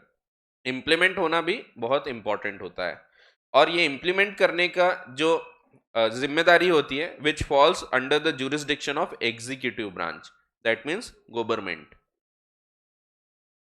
अरे गवर्नमेंट नहीं, गवर्नमेंट तो स्पेलिंग ऐसी है, स्पेलिंग रहती ना गवर्नमेंट। ठीक है, depending on whether the law is classified as central और स्टेट। अगर सेंट्रल लॉ है तो सेंट्रल गवर्नमेंट उसको रेगुलेट करेगी, और अगर स्टेट लॉ है तो स्टेट गवर्नमेंट। ठीक है, so depending on whether the law is classified as central or state law, the responsibility of enforcement lies with the respective central government or the state government। तो अगर central law है तो उसको administer करेगी central government, अगर state law है तो उसको स्टेट गवर्नमेंट एनफोर्स करेगी। To carry out this task government functions are divided into various ministries. इसीलिए मिनिस्ट्री बनाई जाती है, मंत्रालय। आपने पढ़े हैं, जिन्होंने 11th में पढ़ा है बिजनेस स्टडीज वगैरह में, थोड़ा बहुत पढ़ा होगा, पढ़े कि नहीं? बाकी स्टेट बोर्ड में मुझे नहीं पता क्या है कोर्स में, बट सीबीएसई में ये जरूर है कि मंत्रालय बना के काम करते हैं अलग अलग प्रकार से। एक तो मंत्रालय, या तो स्टैट्यूटरी कॉरपोरेशन, या गवर्नमेंट कंपनी, ऐसे 3 प्रकार से सरकार काम करती है। तो यहाँ पे भी जितने भी काम होते हैं, जो एनफोर्समेंट ऑफ द लॉ है, ये कैसे कैसे किए जाते हैं, तो सरकार के द्वारा, और सरकार करती है इसको थ्रू इट्स मिनिस्ट्रीज। ऐसी मिनिस्ट्री बनाई है हर चीज की, मंत्रालय बनाए हैं। जैसे कंपनीज एक्ट को एनफोर्स करवाने का काम है मिनिस्ट्री ऑफ कॉर्पोरेट अफेयर्स का। सो वैसे ही इनकम टैक्स लॉ है, जीएसटी है, ये फाइनेंस की चीज है, तो मिनिस्ट्री ऑफ फाइनेंस है, फाइनेंस का मंत्रालय है, वो इसको रेगुलेट करता है कि प्रॉपर कानून चल रहा कि नहीं चल रहा, लोग रिटर्न्स फाइल कर रहे हैं कि नहीं कर रहे हैं। तो इसके पीछे ये सरकार नजर रखती है बाय मेकिंग द मिनिस्ट्रीज। ये सब मिनिस्टर में एक एक मंत्री को अपॉइंट किया जाता है। ठीक है, तो ये मंत्री फिर उसको गवर्न करता है, एंड साथ में जो आईएएस ऑफिसर्स होते हैं, आईआरएस ऑफिसर्स होते हैं, जैसे रेवेन्यू का डिपार्टमेंट है तो वहाँ रेवेन्यू सर्विस वाला लगेगा, आईआरएस ऑफिसर। सो वैसे ही आईएएस ऑफिसर्स होते हैं, तो ये सब लोग हेड करते हैं इस पर्टिकुलर मिनिस्ट्री को। ठीक है, तो इन लोग पूरा एडवाइस करते हैं, डायरेक्टली मिनिस्टर से कनेक्टेड होते हैं, इसीलिए इन लोग को आपने देखा होगा यूपीएससी क्लियर करके फिर बनते हैं लोग। यूपीएससी क्लियर करना बड़ा मुश्किल काम है, सीए बहुत ईजी है उससे कंपेयर किए तो। नहीं, एक्चुअल में उनका कोई कोर्स ही नहीं होता, यूपीएससी वालों का कुछ कोर्स नहीं है। आपको पूछ लेंगे पिस्टन कैसे काम करता है बताओ, तो यानी फिजिक्स का क्वेश्चन पूछ लेंगे, पिस्टन इंजन में पिस्टन होता है ना, वो पिस्टन कैसे काम करता है वो बताओ। फिर बोलेंगे सैटेलाइट के फंक्शंस बताओ, सैटेलाइट कैसे क्या काम करता है, कुछ भी पूछेंगे। फूल की कोई डिस्क्रिप्शन दे देंगे, बोलेंगे ये पार्ट्स बताओ फूल के, फ्लावर के, कुछ भी पूछ लेते हैं। औरंगजेब और जहांगीर का रिलेशन पूछ लेंगे। नहीं, एक्चुअल में हिस्ट्री भी पूछते हैं उसमें, अभी करंट अफेयर्स भी पूछते हैं। अफेयर्स यानी वो नहीं जो आप सोच रहे हैं, अफेयर्स यानी जो अभी चल रहा है। तो बहुत सारा उनका कोर्स ही नहीं होता, अपना एटलीस्ट कोर्स तो है, अपने को पता है इतना सा पढ़ना है, इतना सा नहीं यानी पढ़ना है लेकिन लिमिटेड है, तो है बहुत लेकिन लिमिटेड ही है, यानी सीमित है। ऐसा है कि बस इतनी चीजें पढ़ना है हमको। सो कम से कम आपके पास एक डिफाइंड कोर्स है, उनका तो कोर्स ही नहीं होता। सो उनको कुछ भी पूछ लेते हैं, अपने पास एटलीस्ट कोर्स होता है कि ये चीजें हमको पूछी जाएगी, सो उतना ही पढ़ना है हमको। और इसीलिए उनसे कंपेयर करें तो अपना कोर्स जरूर आसान है। तो वैसे सीए कोर्स डिफिकल्ट है, वैसे डिफिकल्ट बोलने के बदले उसको वास्ट ही बोलना चाहिए। भले मैं बोल रहा हूँ लिमिटेड है, बट लिमिटेड भी बहुत है। तो ऐसा नहीं कि लिमिटेड यानी कम है, लिमिटेड मीन सीमित है, बट बहुत सारा है, उसकी सीमा बहुत बड़ी है, बहुत ब्रॉड कोर्स है अपना। तो अगर आप देखोगे कि कोर्स अपना जितना हम यहाँ पढ़ेंगे ना, उतना आप 11th-12th मिला के भी नहीं पढ़ते, उतना हमको यहाँ पे पढ़ना है। तो 2 साल में आप जो पढ़ते हैं उससे भी ज़्यादा आपको यहाँ पे पढ़ने मिलेगा सीए में, तो अच्छी बात है, पढ़ना चाहिए। चलो खैर, सो ये जो कानून है सेंटर ने बनाया है, अगर पार्लियामेंट ने बनाया है तो फिर सेंट्रल गवर्नमेंट इसको एनफोर्स कराएगी, और जो स्टेट के कानून है उसको स्टेट गवर्नमेंट एनफोर्स करवाएगी। और इसके लिए इन्होंने क्या किया है, मंत्रालय बनाए हैं, मिनिस्ट्रीज बनाई हैं। Some well known ministries include the ministry of finance, जो हम पढ़ेंगे थोड़ा बहुत इसकी जानकारी लेंगे। मिनिस्ट्री ऑफ कॉर्पोरेट अफेयर्स, तो मिनिस्ट्री ऑफ फाइनेंस में टैक्सेशन, फाइनेंस, इकोनॉमिक्स, ये सब चीज़ें कवर होती है। मिनिस्ट्री ऑफ कॉर्पोरेट अफेयर्स में कंपनी हो गए, एलएलपी है, ये सब चीज़ें इसमें कवर होती हैं। मिनिस्ट्री ऑफ होम अफेयर्स, तो ये भी देखेंगे, ministry of law and justice among others. तो ऐसे मंत्रालय बहुत सारे होते हैं, और मंत्रालय भी कम ज़्यादा होते रहते हैं। जो रूलिंग गवर्नमेंट है उसको लगता है हमको ये चीज़ से रिलेटेड मंत्रालय चाहिए, तो वो नया मंत्रालय भी बना सकता है। किसी को लगता है ये मंत्रालय की ज़रूरत नहीं है तो हटा भी सकते हैं, ठीक है। तो गवर्नमेंट को कैसा मैनेज करना है वो खुद डिसाइड कर सकते हैं। So these ministries are led by the minister and managed by officers from the Indian Administrative and Other Services। तो जो IAS ऑफिसर होते हैं, इंडियन एडमिनिस्ट्रेटिव सर्विसेज, तो IAS का फुल फॉर्म ही है Indian administrative services, and other officers, तो इन लोग इसको मैनेज करते हैं। इसके ऑफिसर्स जो होते हैं ये लोग मैनेज करते हैं। और इसमें सबसे पहले एक मिनिस्टर होता है, जैसे रोड ट्रांसपोर्ट है तो इसमें नितिन गडकरी जी है अपने, तो वो उसके मिनिस्टर हैं, ठीक है, तो उनके हाथ में वो मंत्रालय है। वैसे ही मिनिस्ट्री ऑफ फाइनेंस है तो ये निर्मला सीतारमण जी के हाथ में है। तो ऐसे हर किसी को एक एक मिनिस्ट्री उन्होंने सौंप दिया है। तो वैसे मिनिस्ट्री ऑफ फाइनेंस और कॉर्पोरेट अफेयर्स दोनों ही सीतारमण जी के पास है, सीतारमण जी के पास है। सो दोनों ही, निर्मला सीतारमण जी है ना, उनके पास दोनों मिनिस्ट्री है, वो दोनों को अच्छे से डुबा रही है, चला रही है, कोशिश कर रही है। सो Government of India exercises its executive authority by utilizing several government ministries, और state है तो state departments। A ministry comprises employed officials, इसमें officers रहेंगे कुछ जिनको जॉब पे रखा जाएगा, referred to as civil servants, ये civil servants कहलाते हैं, who are politically accountable through a minister। Most significant ministries are overseen by cabinet ministers who is the member of Union Council of Ministers। तो जो centre के member होते हैं ministers, वो लोग इसको कंट्रोल करते हैं। They are typically supported by team of junior ministers, जिनको हम मिनिस्टर ऑफ स्टेट्स बोलते हैं। फॉर एग्जांपल कंपनीज एक्ट जो है ये इम्प्लीमेंट किया जाता है by ministry of corporate affairs, ठीक है। तो ये सब बेसिक पॉइंट्स हैं, पढ़ना है आपको। ये सिविल सर्वेंट्स जो है, सिविल सर्वेंट इसलिए क्योंकि गवर्नमेंट जॉब के रहते हो। सो एक्चुअली अपन डेमोक्रेसी में रह रहे हैं ना, तो डेमोक्रेसी में अपन लोग जो है अपन राजा है, तो इसीलिए अपने इसमें देखो मंत्री होते हैं, सो प्रधानमंत्री भी सिर्फ मंत्री है, राजा तो अपन है। हाँ, एक्चुअल में फैक्ट ही है, डेमोक्रेसी का फैक्ट वही है कि प्रजा जो होती है वो राजा होती है। डेमोक्रेसी का मतलब ही है अपना स्वराज है, यानी अपन खुद राज कर रहे हैं और ये लोग मंत्री हैं अपने। सो वो लोग अपने लिए काम कर रहे हैं, सो अपन लोग राजा है। फील करना चालू कर दो, वो नेताओं को राजा मत माना करो, वो लोग अपने मंत्री हैं एक्चुअल में। तो ऐसे ही होता है बोलने के लिए, बोलने के लिए ऐसे होता है।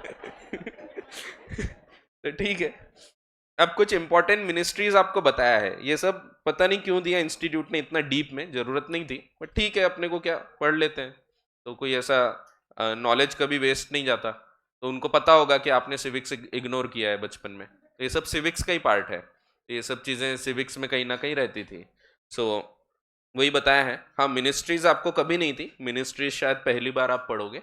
सो मिनिस्ट्री में सबसे इंपॉर्टेंट मिनिस्ट्रीज में एक तो है मिनिस्ट्री ऑफ फाइनेंस, जो पूरे भारत की अर्थव्यवस्था को देखता है, पैसा वगैरह कैसे मैनेज होगा, सरकार कहाँ से पैसा कमाएगी, कहाँ एक्सपेंस करेंगे, एक्सपेंस आउट करेंगे, एक्सपेंडिचर करेंगे, जैसे रोड बनाने को कितना खर्चा करना है, फिर कोई दूसरे प्रोजेक्ट्स हैं, मंगलयान भेजने को कितना खर्चा करना, सब मिनिस्ट्री ऑफ फाइनेंस के पास है, क्योंकि फाइनेंस की बात है, पैसा वगैरह उनके थ्रू ही कभी भी निकलेगा।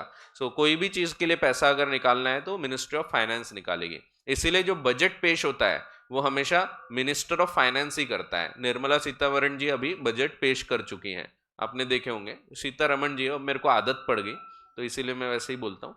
तो निर्मला सीतारमण जी ने अभी बजट पेश किए थे, उनका 6th बजट था ये। सो फाइनेंस का काम है, तो फाइनेंस का जो मिनिस्टर है वो देखेगा कौन सी जगह कितना एलोकेट करना, हेल्थ के लिए कितना एलोकेट करना। तो हेल्थ इंश्योरेंस वगैरह रहता है, फ्री में दिया जाता है गरीबों को, जैसे आयुष्मान भारत योजना है। तो ये सब चीज़ें जो है मिनिस्ट्री ऑफ फाइनेंस डिसाइड करता है कितने फंड्स कहाँ पे एलोकेट करना। फिर रेवेन्यू कहाँ से आएगा, जीएसटी से कितनी इनकम आएगी, इनकम टैक्स से कितना रेवेन्यू आएगा, ये सब चीज़ें मिनिस्ट्री ऑफ फाइनेंस के कंट्रोल में होता है। So the ministry of finance is a significant ministry in the government of India. Its primary focus is on country's economy and it serves as a treasury of India. Treasury यानी जिसके पास पैसा होता है उसको हम ट्रेजरी बोलते हैं। जैसे आप अगर कोई सोसाइटी में रहते हैं तो आप देखोगे वहाँ एक ट्रेजरर होता है। ट्रेजरर यानी जिसके पास पैसा रहता है, जो पैसे को कंट्रोल करता है, वो ट्रेजरर है। वैसे यहाँ पे ट्रेजरी कौन है, तो ministry of finance is the treasury for Indian government. Ministry is responsible for various areas, जैसे कि टैक्सेशन, फाइनेंशियल लेजिस्लेशन, लेजिस्लेशन यानी कानून, फाइनेंस से रिलेटेड कानून वगैरह जो हो गए वो, फाइनेंशियल इंस्टीट्यूशंस, फाइनेंशियल इंस्टीट्यूशंस को भी यही लोग कंट्रोल करते हैं। लाइक कोई बैंक्स वगैरह हो गए, उनको भी कंट्रोल करना है तो यही लोग इसको कंट्रोल करते हैं। हाँ, आरबीआई भी इनके ही कंट्रोल में आएगा, तो आरबीआई भी इनके थ्रू ही स्टैट्यूटरी कॉरपोरेशन करके बनाया गया है। सो वैसे ही इनके अलग अलग डिपार्टमेंट होते हैं। डिपार्टमेंट ऑफ इंश्योरेंस है, वो इंश्योरेंस वाले कंपनीज को कंट्रोल करते हैं। So financial institutions, capital market जैसे कि शेयर मार्केट वगैरह हो गया। सो ये managing the finances of both central and state governments. One of its key responsibilities is the presentation of union budget. जो बजट हम बोलते हैं तो वो बजट को यूनियन बजट बोला जाता है, क्योंकि पूरे देश का बजट है। यूनियन का मतलब है सबका मिला के यूनियन। सो अपना देश जो है India, India is a union of states, बहुत सारे स्टेट्स को जोड़ के भारत बना है। सो इसको यूनियन ऑफ स्टेट्स भी बोलते हैं। जैसे यूनाइटेड स्टेट्स है वो भी वैसे ही है, तो बहुत सारे स्टेट्स है जोड़ के यूनाइट किया गया। वैसे India is also union of states, इसीलिए अपने यहाँ पे दो गवर्नमेंट काम करती है, एक सेंट्रल और एक स्टेट। ठीक है, फेडरल स्ट्रक्चर बोलते हैं इसको। An annual event. Union budget is an annual event that is eagerly anticipated by professionals and general public. Union budget determines, इसमें लिखा होता है टैक्स रेट क्या रहेंगे अगले साल के, कहाँ पे पैसा लगाना चाहती है सरकार, किसको कितना एलोकेट कर रही है अगले साल में, ये सब चीज़ें इसमें लिखी होती है। दैट मीन्स पैसा आएगा कहाँ से और जाएगा कहाँ से, क्योंकि टैक्स रेट से इनकम होगी, टैक्सेस जब वसूल होंगे और वो एक्सपेंस आउट करेंगे by allocating funds. The ministry's importance is evident by the fact that many ministers prefer to hold the position of finance minister. तो कई लोग चाहते हैं वो फाइनेंस मिनिस्टर बन जाए, क्योंकि पैसा है वहां पे। तो पैसा है ना, मिनिस्ट्री का पैसा, ऐसा नहीं पैसा। ठीक है, समझदार हो आप। फिर अब ये पता नहीं क्यों दिया है, बट दिया है, पढ़ लेते हैं। तो मिनिस्टर, कौन से मिनिस्टर ने कितने बजट पेश किया ये बताया है। So maximum union budgets presented by finance minister between 1962 and 69 Morarji Desai थे, इन्होंने 10 यूनियन बजट्स प्रेजेंट किए थे। तो 10 बजट्स इनके द्वारा बनाए गए थे अपने देश के लिए। A record yet to be surpassed. Following closely behind is Shri P Chidambaram. तो ये अपने चिट्स चिदम्बरम। सो जब हम लोग पढ़ते थे तब ये फाइनेंस मिनिस्टर थे, तो एक ज़माने में 2007-8 वगैरह में ये फाइनेंस मिनिस्टर थे। सो अभी इनके पीछे सीबीआई वगैरह पड़ी है। अपोजिट पार्टी है ना, कांग्रेस है, तो अब सरकार बोलती है हाँ ले लो इसको लपेटे में, चले ऐसा होता है। तो पी चिदम्बरम, इन्होंने 9 बजट्स प्रेजेंट किए हैं। फिर प्रणब मुखर्जी, जो कि आप जानते होंगे इनको, नाम भी नहीं सुने आपने? पता कर लेना, गूगल सर्च कर लेना, कुछ तो काम करो। तो इन्होंने 8, नहीं करना चाहिए आपने, आपको पता होना चाहिए कि कौन सबसे इंपॉर्टेंट पोस्ट होल्ड कर चुका है अपने देश की। आपको नाम पता होने चाहिए उनके, तो एटलीस्ट कुछ लोगों के तो पता ही होना चाहिए जो आपके सामने होल्ड कर चुके हैं पोस्ट, तो पता होना चाहिए। तो ढूंढो, सर्च करो, आप खुद ही बताओगे अरे ऐसा था क्या। चलो ठीक है। फिर यशवंत सिन्हा और डॉक्टर मनमोहन सिंह। ये मनमोहन सिंह भी बहुत ब्रिलियंट व्यक्ति थे, हैं, बट इनकी शक्तियों का गलत इस्तेमाल किया गया। तो हाँ, एक्चुअल में मनमोहन सिंह इतने इतने अच्छे इकोनॉमिस्ट हैं जिनको इंटरनेशनल लेवल पे भी बहुत लोग मानते हैं, बट कांग्रेस ने उनको कठपुतली बना दिया और पीएम सिर्फ चेहरा सामने रखा और खुद कंट्रोल करते थे आंटी जी। तो ऐसा है, होता था। सो इन्होंने भी, यशवंत सिन्हा ने टोटल 8, डॉक्टर मनमोहन सिंह जी ने 6 बजट पेश किए, जिसमें मनमोहन सिंह जी का 91 का बजट जो था वो एक लैंडमार्क बजट था, जिसके बाद से भारत ने कभी मुड़ के नहीं देखा। 91 की इकोनॉमिक पॉलिसी आप पढ़ते हैं, वो इसीलिए पढ़ते हैं क्योंकि इन्होंने वो पॉलिसी में एलपीजी एलपीजी हर घर में एलपीजी होना चाहिए, नहीं वो नहीं, वो अलग है, लिबरलाइजेशन, प्राइवेटाइजेशन एंड ग्लोबलाइजेशन। तो वो जो इकोनॉमिक पॉलिसी है वो मनमोहन सिंह जी द्वारा बनी है। वो इसीलिए अभी तक पढ़ाई जा रही है क्योंकि वो एक ग्रोथ स्टोरी वहां से चालू हुई थी 91 से। तो आज अपन कितनी भी गालियां दें कांग्रेस को, पर मनमोहन सिंह जी ने बहुत बड़ा योगदान दिया है अपने देश के लिए। तो उन्होंने जो फाइनेंस मैनेज किया, इतनी अर्थव्यवस्था को बढ़ावा दिया, तो अभी भी जो चल रहा है वो भी कहीं ना कहीं शुरुआत तो वहीं से हुई थी। सो बहुत अच्छे व्यक्ति, बट ठीक है, होता है कभी कभी, छोड़ देना चाहिए था पार्टी, इधर आ जाना था। खैर अब क्या करेंगे, अब तो हो गया, उम्र हो गई। हाँ, तो ये इन्होंने भी 6 बजट दिए। इसके बाद फिर 6 बजट वाली एक और है, मैंने अभी जस्ट बताया आपको, निर्मला सीतारमण जी, इन्होंने भी 6 बजट्स दिए हैं। ठीक है। सो एक सेकेंड।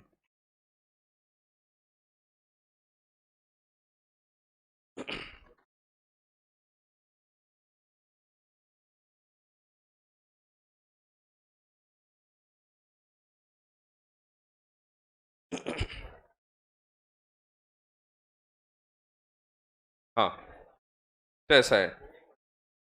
सो ये नंबर ऑफ बजट्स क्यों दिया है पता नहीं, आपको शायद ऐसे इन्फॉर्मेशन के लिए दिया होगा कि ये सब लोग हैं जिन लोगों ने बजट्स प्रेजेंट किए थे। तो 10 मोरारजी देसाई, फिर चिट्स 9, बाकी प्रणब मुखर्जी जी, इन्होंने 8। तो पता किया है आपने, देखा होगा किसी ने तो गूगल में। तो ये प्रेसिडेंट रहे हैं अपने, एटलीस्ट पता होना चाहिए आपको, प्रेसिडेंट थे 2012 से 17 तक शायद। हाँ, एकदम इतना नहीं पता मेरे को, आप बोलोगे सर आपको तो नहीं पता 12 से, हाँ बताओ बताओ। तो ऐसा नहीं, हाँ लेकिन प्रेसिडेंट थे वो। फिर अभी जैसे द्रौपदी मुर्मू जी हैं, क्योंकि ये सबसे इम्पोर्टेंट पोस्ट है ना, प्रेसिडेंट जो है सबसे मेन पोस्ट है अपने भारत की, तो इन्होंने ये भी होल्ड किया है। ठीक है, चलो। फिर framework of ministry of finance. Ministry of finance कैसे क्या काम करता है, तो इसमें क्या क्या काम होते हैं। पहले तो इसमें इंडियन रेवेन्यू सर्विसेज होती हैं। So ministry of finance is ultimate regulatory power of below central civil and commercial services, जैसे रेवेन्यू सर्विसेज। इसमें ही रेवेन्यू सर्विसेज में फिर डिपार्टमेंट ऑफ डायरेक्ट टैक्सेस वगैरह जो होता है, CBDT, central board of direct taxes, ये सब इसमें कवर होता है। ठीक है। फिर अकाउंट्स एंड ऑडिट सर्विसेज होते हैं, इसमें एजी ऑफिसर्स, अकाउंटेंट जनरल, ये सब पोस्ट है। ये पढ़ने की ज़रूरत नहीं है, सिर्फ एक बार रीड कर लेना। इकोनॉमिक सर्विसेज होती है, वैसे civil account services and cost and management account services. और ये सर्विसेज देने के लिए इन्होंने अलग अलग डिपार्टमेंट बनाए हैं। ये मिनिस्ट्री के अंदर भी डिपार्टमेंट होते हैं, तो यहाँ पे आपको पूरे डिपार्टमेंट नहीं बताए हैं, बट जितने हैं वो देख लो। Department of economic affairs, expenditure, revenue, financial services, investment and public asset management and public enterprises. तो ये कुछ डिपार्टमेंट्स आपको बताएं, बस एक बार रीड कर लो, कहीं पूछा नहीं जाएगा। तो ये बदलते भी रहते हैं, डिपार्टमेंट्स वगैरह भी इंटरनल चेंज होते रहते हैं। ये बताने की वैसे ज़रूरत थी नहीं, सिर्फ इतना बता देते मिनिस्ट्री ऑफ फाइनेंस है तो चल गया होता, बट क्योंकि मॉड्यूल में दिया है इसीलिए मेरे को भी बताना पड़ रहा। बट रटते मत बैठना इसको, इस पे क्वेश्चन नहीं आने वाला है, ठीक है। फिर दूसरी जो इंपॉर्टेंट मिनिस्ट्री है that is ministry of corporate affairs, MCA. So ministry of corporate affairs ये कंपनी के जो काम होते हैं ये सब इनको एडमिनिस्टर करते हैं। कंपनी से रिलेटेड कानून है, कंपनी लॉ है तो वो देखते हैं, फिर एलएलपी का कानून है, तो ये सब चीज़ें ये लोग देखते हैं, ministry of corporate affairs. So ministry of corporate affair is crucial governmental department in India, primarily tasked with overseeing, oversee करना मीन्स चेक करना, the implementation of key legislation, legislation means law, such as companies act 2013 1956, LLP act 2008, insolvency and bankruptcy code 2016, ये सब कानून इसके control में आते हैं। तो ये हम क्या पढ़ रहे हैं कि कौन कौन सी मिनिस्ट्री है। हम पहले देख रहे थे एनफोर्स कैसे करते हैं, तो अलग अलग मंत्रालय बना के, जैसे मिनिस्ट्री ऑफ फाइनेंस में टैक्सेशन वगैरह ये सब आ जाएगा, वैसे ही मिनिस्ट्री ऑफ कॉर्पोरेट अफेयर्स में ये वाले कानून आ जाएंगे, कंपनीज एक्ट ये एडमिनिस्टर करेगी, एलएलपी हो गया, आईबीसी हो गया, ये सब चीजें। Its primary function lies in regulating Indian enterprises operating in both industrial and service sector. तो इंडस्ट्रियल जो गुड्स वगैरह मैन्युफैक्चर करते हैं और सर्विस सेक्टर दोनों को कंट्रोल करती है। This ministry is predominantly staffed by dedicated civil servants belonging to Indian corporate law services, ICLS। So ये भी जैसे यूपीएससी वाले हैं वही लोग क्लियर होके अलग अलग पोस्ट होती है उसमें। आपने देखा होगा वो मूवी आई थी ना, कौन सा, 12th फेल, देखे क्या, क्या जबरदस्त मूवी है ना, एकदम मस्त। तो एकदम मोटिवेशन मिलता है थोड़ी देर के लिए, थोड़ी देर ही मिलता है मोटिवेशन, 2 दिन अच्छा लगता है, फिर लगता है यार ठीक है उसने कर लिया, अपन ठीक है चलो। हाँ तो ये सब यूपीएससी वगैरह क्लियर करके ये बनते हैं। Who are selected through the civil services examination conducted by UPSC, union public service commission. आप भी चाहो तो दे सकते हैं, सीए बनने के बाद भी कर सकते हैं। 30 साल की उम्र होती है उसमें, 30 साल के बाद नहीं कर सकते, तो एज लिमिट भी होती है उसमें। सीए में चलता है, हाँ नहीं पास हुआ ना ठीक है 32 में पास हो जाऊंगा, तो ठीक है, तो ऐसा करना नहीं, बट चलता है, इसमें एज लिमिट नहीं है। लोग 50-50 साल में भी सीए बनते हैं, तो होते हैं 50 ईयर्स में सीए बने, ऐसे लोग होते हैं। लेकिन आईएएस आईपीएस वगैरह ये नहीं दिखेंगे, आईआरएस वगैरह ये नहीं दिखेंगे, क्योंकि इनकी लिमिट ही है, age limit.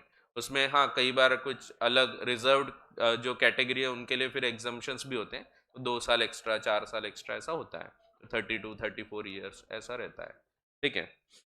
So at the pinnacle, at the top of the hierarchy, stands the esteemed position of Director General of Corporate Affairs, DGCOA, which is classified under the apex scale of ICLS. तो ICLS का सबसे top जो scale है वो DGCA है, तो DGCOA या DGCA भी बोलते हैं उसको। फिर ministry of home affairs. So home affairs यानी जो घर घर की कहानी नहीं, वैसा नहीं, तो होम अफेयर्स गृह मंत्रालय। सो गृह यानी गृह रहते नहीं, वो ग्रह नहीं, गृह यानी घर।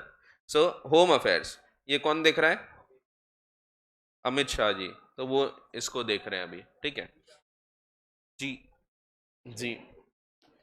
So Ministry of Home Affairs is crucial arm of Indian government and is tasked with overseeing internal security and formulating domestic policies. At its helm, yani center, is the Union Minister of Home Affairs, who leads the minister in its mission to ensure the nation's internal stability and address key domestic concerns. तो जो बड़ी बड़ी problems होती है देश की वो सब ये देखते हैं, इंक्लूडिंग द सिक्योरिटी, जैसे बॉर्डर में क्या हो रहा है क्या नहीं हो रहा, वो सब चीज़ें देखना, अपने देश की जनता सेफ रहना चाहिए, ये सब ये देखते हैं। Branches of ministry of home affairs, तो बॉर्डर मैनेजमेंट, जैसा कि मैंने बताया कि बॉर्डर वगैरह में प्रॉपर देश की सीमा वगैरह पे ध्यान रखना। इंटरनल सिक्योरिटी, फिर एक और डिपार्टमेंट इन्होंने रिसेंटली बनाया, department of Jammu Kashmir and Ladakh affairs. फिर department of home, official language, इसके और अंदर ब्रांचेस बनाए हैं, and department of states. Department of official language में ट्रांसलेशन ब्यूरो है, हिंदी ट्रेनिंग इंस्टीट्यूट है, एंड सेंसस ऑपरेशंस है, जो कि अपने देश की जनसंख्या वगैरह के गणना वगैरह करना, ये सब काम इसमें होता है। कितने लोग हैं, कितने लोगों को जॉब नहीं है, कितने लोगों को कोई तकलीफ है, वो सब चीज़ें, तो ये सब गृह मंत्रालय देखता है। नाम याद रखने की जरूरत नहीं है ये सब डिपार्टमेंट वगैरह के, सिर्फ दिया है आपको इसलिए एक बार रीड कर लेना, बाकी एग्जाम के टाइम पे इसको पढ़ने की भी आवश्यकता नहीं है। फिर ministry of law and justice, so एक और मंत्रालय, ministry of law and justice with the government of India, within the government of India operates as a cabinet ministry with multifaceted role in the governance of legal matters. ये पूरे legal affairs को ध्यान में रखता है, primarily through its legislative department which is responsible for drafting of the legislation. तो मैंने आपको बताया था कि कानून भले ही बनता पार्लियामेंट के द्वारा है, बट इसका जो बिल बनता है, ड्राफ्ट बनता है, ये सरकार बनाती है, और सरकार का ये जो डिपार्टमेंट है मिनिस्ट्री, ये मिनिस्ट्री ये चीज बनाती है। तो जितने भी कानून है उसका ड्राफ्ट पहले यहां से जाएगा, तो इन लोग बनाते हैं। तो ministry of law and justice, उसमें भी जो उसका डिपार्टमेंट है लेजिस्लेटिव डिपार्टमेंट, तो ये इसको ड्राफ्ट करता है, जितने भी मेन कानून होते हैं वो सब। Simultaneously, it engages in legislative activities through its Department of Legal Affairs, offering advisory service to various ministries within the central government. Furthermore, ministry is dedicated to the administration of justice in India. तो भारत में न्याय हो इसके लिए भी यही काम करते हैं, through its Department of Justice. In essence, Department of Legal Affairs guides central ministries while legislative department focuses on crafting essential legislation. तो जो कानून बनाना है ये legislative department काम करता है, तो ये ड्राफ्ट बनाता है लेकिन बिल, और बाद में ये एक्ट बनेगा जब दोनों हाउसेस में पास होगा। ठीक है, इसमें भी ब्रांचेस दिया है, department of legal affairs, legislative and department of justice. So ये कुछ मंत्रालय आपको दिए हैं, ये इसमें से आपको मिनिस्ट्री ऑफ फाइनेंस और मिनिस्ट्री ऑफ कॉर्पोरेट अफेयर्स आगे काम आएंगे, बाकी काम नहीं आएंगे। सो ये दो चीज़ आपको, क्योंकि आपके कोर्स में ये चीज़ें आती है आगे, तो वैसे मिनिस्ट्री के बारे में कुछ नहीं पढ़ना होता है, सिर्फ उनके कंट्रोल में आते हैं टैक्सेशन वगैरह, फाइनेंस वगैरह। तो मिनिस्ट्री ऑफ फाइनेंस और मिनिस्ट्री ऑफ कॉर्पोरेट अफेयर्स, जैसे कंपनी लॉ वगैरह को एमसीए कंट्रोल करता है। सो हम जब कंपनी लॉ पढ़ेंगे तब एमसीए का जिक्र जरूर आएगा, बट ये नहीं पढ़ना रहेगा फिर मिनिस्ट्री में क्या है, क्या कर रहा है, वो सब नहीं, सिर्फ हमको देखना है कि हाँ एमसीए इनको कंट्रोल करता है। ठीक है, फिर इनके अलावा और कुछ छोटे मोटे पॉइंट्स बताएं, इतना पढ़ते हैं बस खत्म। स्टैट्यूटरी ऑर्गेनाइजेशंस भी बने हैं, स्टैट्यूटरी कॉर्पोरेशंस जो सरकार ने बनाए हैं रिलेटेड टू वेरियस लॉज। जब भी हम बोलते हैं स्टैट्यूटरी कॉर्पोरेशन, इसके पीछे हमेशा एक कानून होता है, एक एक्ट होगा, उस एक्ट के तहत इसका निर्माण होता है। जैसे आरबीआई, वैसे बहुत सारे हैं बट आपको जितने यहाँ बताए हैं इंस्टीट्यूट ने उतने ही मैंने लेके आया। जैसे LIC is also statutory corporation, क्योंकि उसका खुद का कानून है। ठीक है, तो जो भी खुद के कानून से बना है वो इसमें कवर होता है। वैसे तो आईसीएआई भी खुद के कानून के तहत बना है, चार्टेड अकाउंटेंट्स एक्ट है, उसके तहत आईसीएआई का निर्माण हुआ है। ठीक है, so SEBI, securities and exchange board of India, ये एक स्टैट्यूटरी कॉर्पोरेशन है, इसका एक कानून है सेबी एक्ट 1992 में बना था। हाँ, एक्चुअली सेबी की स्थापना हुई थी 88 में, बट इसको पहले एज डिपार्टमेंटल अंडरटेकिंग चलाया जा रहा था। जैसा आपको पता है कि सरकार कोई भी काम करती है तो या तो डिपार्टमेंट बना के करेगी मिनिस्ट्री के थ्रू, या फिर स्टैट्यूटरी कॉर्पोरेशन, या तो एक सेपरेट कंपनी, गवर्नमेंट कंपनी। तो यहाँ पे जब ये बनाया गया था शुरुआत में 1988 में, तो ये सरकार के कंट्रोल में आता था, डायरेक्ट कंट्रोल में। तो SEBI is a regulatory authority, ये रेगुलेट करता है किसको, तो सिक्योरिटीज मार्केट को, शेयर बाजार को। Responsible for overseeing, checking and regulating the securities market in India. देखो दिया है 1988 में बना था, इसका प्राइमरी ऑब्जेक्टिव था to protect the interest of investors, investors का पैसा डूबना नहीं चाहिए शेयर मार्केट में, and promote the healthy growth of securities market. SEBI का कानून बनाया गया 92 में, which conferred SEBI with statutory powers on January 30, 1992. तो ये 92 में इसको स्टैट्यूटरी कॉरपोरेशन बनाने का श्रेय जाता है हर्षद मेहता जी को, जिन्होंने फ्रॉड किया और इसीलिए हमको लगा कि नहीं इसको स्टैट्यूटरी कॉरपोरेशन बनाओ। हाँ, एक्चुअल में उनके फ्रॉड के कारण, उनके क्या उसके फ्रॉड के कारण तो ये चेंज करना पड़ा था, इसको स्टैट्यूटरी कॉरपोरेशन बनाना पड़ा था। पहले सरकार के कंट्रोल में आता था तो वो अच्छे से काम नहीं कर पाते थे, जब तक मंत्री जी ऑर्डर नहीं देंगे तो चेक नहीं हो पाएगा। जब से स्टैट्यूटरी कॉरपोरेशन हुआ तो ये थोड़ा इजीली काम कर सकता है, क्योंकि उसमें सरकार का डायरेक्ट ब्यूरोक्रेटिक कंट्रोल नहीं आता। ठीक है, फिर आरबीआई, आरबीआई भी सरकार ने एक कानून के तहत बनवाया है। So reserve bank of India का एक एक्ट है। Reserve bank of India serves as India central bank and regulatory authority responsible for overseeing the Indian banking system. It operates under the ownership of Ministry of Finance and has several crucial roles. इसके main functions क्या है? तो regulate, control and manage the supply of Indian rupee. पैसा properly रहना चाहिए, ज़्यादा भी नहीं कम भी नहीं। ज़्यादा पैसा रहना भी गलत होता है। तो अगर ज़्यादा पैसा रहा तो इंसान बिगड़ जाता है, नहीं इंसान तो बिगड़ ही जाता है, बट ज़्यादा पैसा रहना भी अपने लिए अच्छा नहीं होता।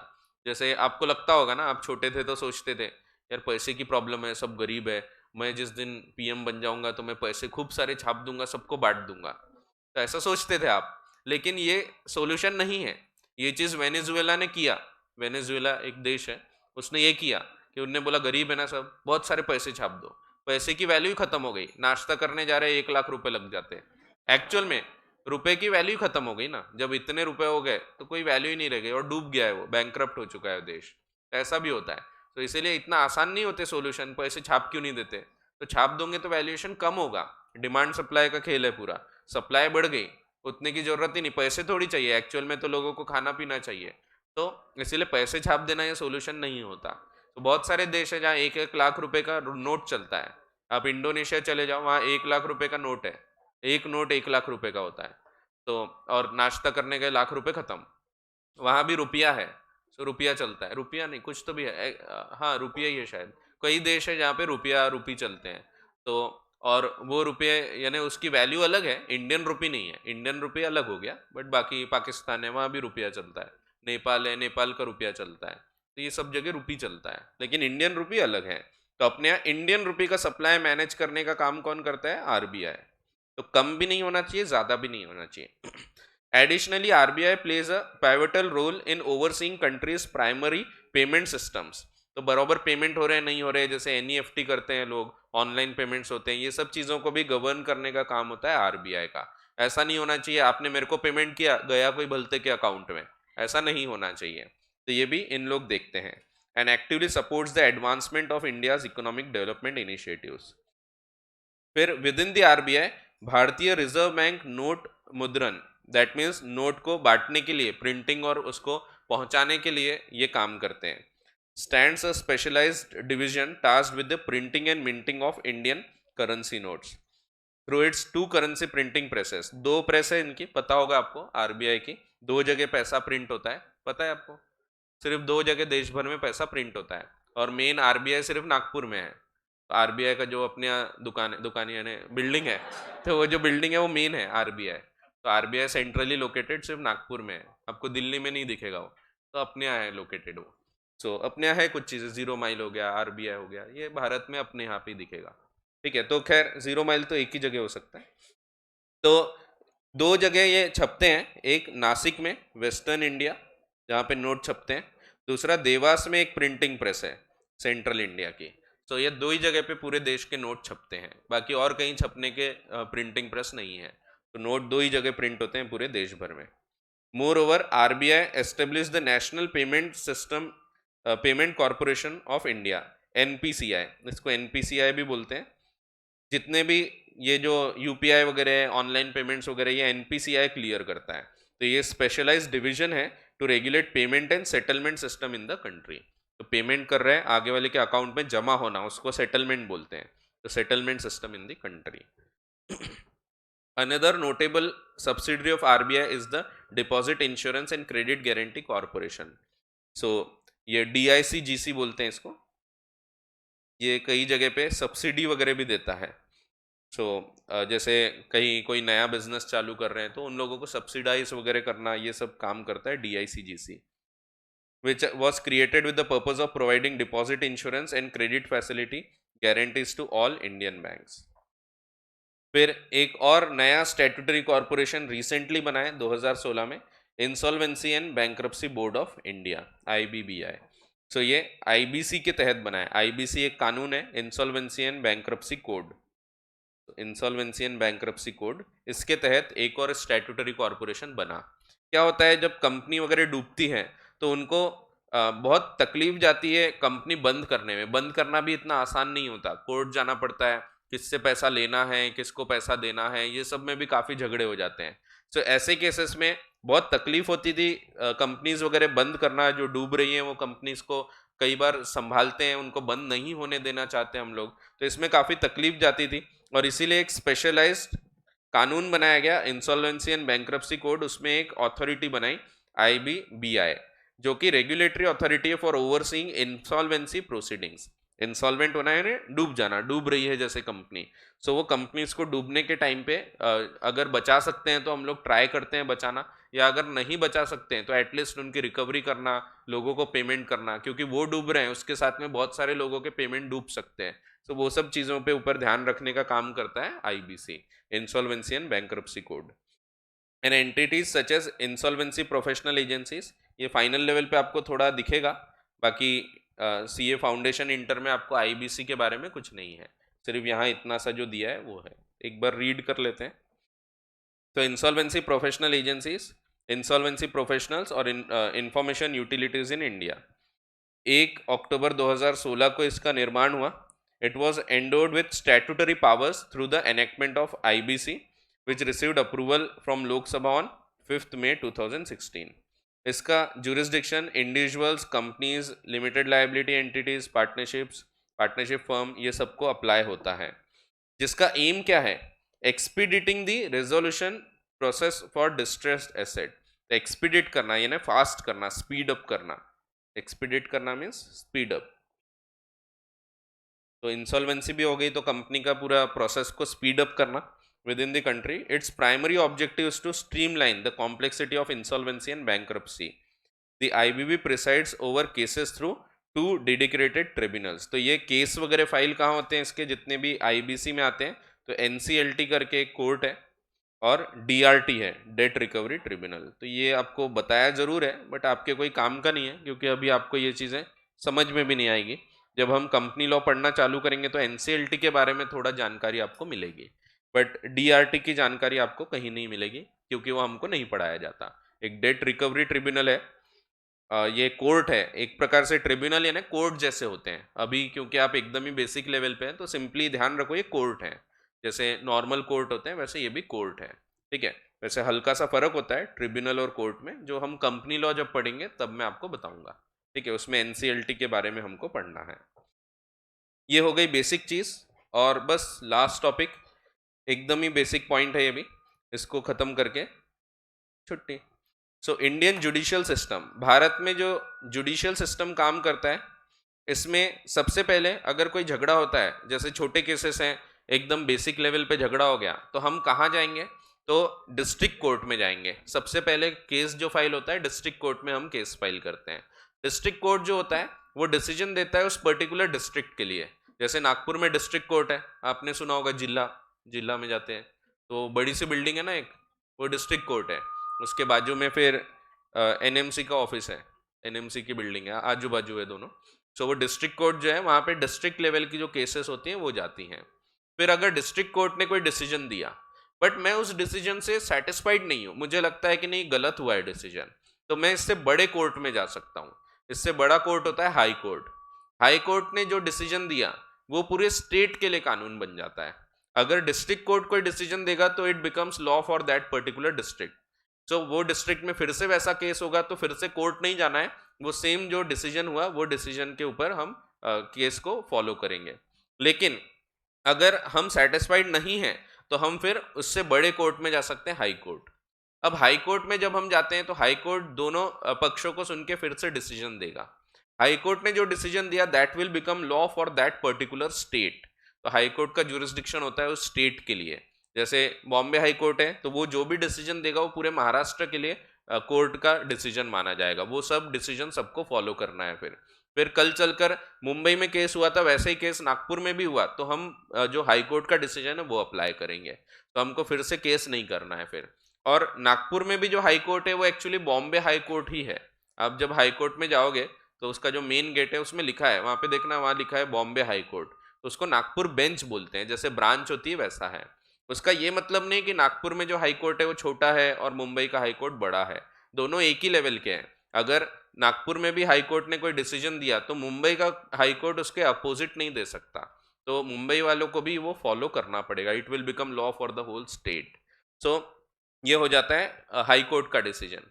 बट मैं हाई कोर्ट के डिसीजन से भी सेटिस्फाइड नहीं हूं, तो मैं इसके ऊपर के कोर्ट में जा सकता हूं, सुप्रीम कोर्ट। सुप्रीम कोर्ट सबसे बड़ा कोर्ट है अपने देश का, और सुप्रीम कोर्ट का डिसीजन सबको फिर फॉलो करना पड़ता है। सुप्रीम कोर्ट ने जब कोई डिसीजन दे दिया, it will become law for the whole country. देश में कहीं भी कोई भी कोर्ट उसके अपोजिट कोई डिसीजन नहीं दे पाएगा, फिर सेम फैक्ट्स के ऊपर कभी भी दूसरा डिसीजन नहीं होगा। हाँ, लेकिन हाई कोर्ट में ऐसा हो सकता है कि बॉम्बे हाई कोर्ट अलग डिसीजन दे रहा, उधर दिल्ली हाई कोर्ट सेम प्रकार के केस पे अपोजिट डिसीजन दे रहा, ऐसा हो सकता है। तो दिल्ली के केस जो होंगे, दिल्ली में वो वाला रूल लगेगा और महाराष्ट्र में यहाँ का रूल लगेगा। सो हाई कोर्ट के डिसीजंस अलग हो सकते हैं, बट सुप्रीम कोर्ट ने जो डिसीजन दे दिया, जैसे अब वो हाई कोर्ट ने अलग दिया था, यहाँ के अलग दिया, तो मैं फिर झगड़ा करूंगा, उधर का तो अलग बोल रहा है, ये हाई कोर्ट अलग बोल रहा, तो मेरे को फिर सुप्रीम कोर्ट जाना अनुमति रहेगी, पॉसिबल रहेगा। फिर वहां जाके मैं सुप्रीम कोर्ट में जो डिसीजन होगा वो फाइनल मानूंगा, और वो फिर सबको फाइनल मानना पड़ेगा। फिर दिल्ली हाई कोर्ट ने कुछ अपोजिट भी दिया होगा तो दैट विल ओवर रूल, वो खत्म हो जाएगा, फिर वो अप्लाई नहीं होगा, फिर सुप्रीम कोर्ट का डिसीजन सबसे मेन हो गया। ठीक है, तो ऐसे 3 कोर्ट है। वैसे डिस्ट्रिक्ट कोर्ट के लेवल का ही मेट्रो सिटीज में मेट्रोपॉलिटन कोर्ट होता है, तो मेट्रोपॉलिटन यानी वो ये डिस्ट्रिक्ट कोर्ट ही आप मान सकते हो। सो इंडियन जुडिशियल सिस्टम जो होता है, it plays a crucial role in settling dispute, तो जो झगड़े होते हैं उनको सेटल करना, इसके लिए जुडिशरी बहुत काम आती है। तो हम ये चैप्टर में वही सिविक्स ही पढ़ रहे हैं पूरा, पहले हमने पार्लियामेंट पढ़ा, फिर गवर्नमेंट पढ़ा, अब जुडिशरी देख रहे हैं अपन। ठीक है, और प्रेस को हम नहीं पढ़ते, वो बकवास है, क्या पढ़ेंगे उसमें, वही पढ़ाते अपने को। So Indian judicial system plays a crucial role in settling disputes among the citizens और between citizens and the government. It serves 3 primary functions. Overseeing the interpretation of act, जैसा कि आपको पता है जुडिशरी का काम है इंटरप्रीट करना, इनका काम कानून बनाना नहीं है, इनका काम है इंटरप्रिटेशन करना। फैसिलिटेटिंग डिस्प्यूट रेजोल्यूशन, झगड़ों को रिजॉल्व करना, dispute resolution. Upholding fairness among the populace, that means लोग गोरे हो इस पे ध्यान देना, नहीं वो फेयरनेस नहीं, तो फेयर होना चाहिए, किसी के साथ धोखा नहीं होना चाहिए, तो इस पे ध्यान देना, तो fairness. In terms of hierarchy, supreme court सबसे हाईएस्ट पोजीशन पे, उसके बाद हाई कोर्ट है, उसके बाद डिस्ट्रिक्ट कोर्ट है। While high courts decision hold legal weight within their respective state, तो हाई कोर्ट का डिसीजन स्टेट के लिए कानून है। They carry persuasive authority in other states, तो वो सेम वैसा का वैसा दूसरे स्टेट में फॉलो हो जरूरी नहीं, दूसरा स्टेट अपोजिट डिसीजन भी दे सकता है या सेम डिसीजन भी दे सकता है। हाउएवर एक बार सुप्रीम कोर्ट ने अगर डिसीजन दे दिया तो it bears the binding authority on all the high courts as per article 141 of the Indian constitution. Essentially a verdict यानी decision from the supreme court stands as the ultimate judgement on the given matter, तो वो ultimate है, एकदम main judgement हो गया।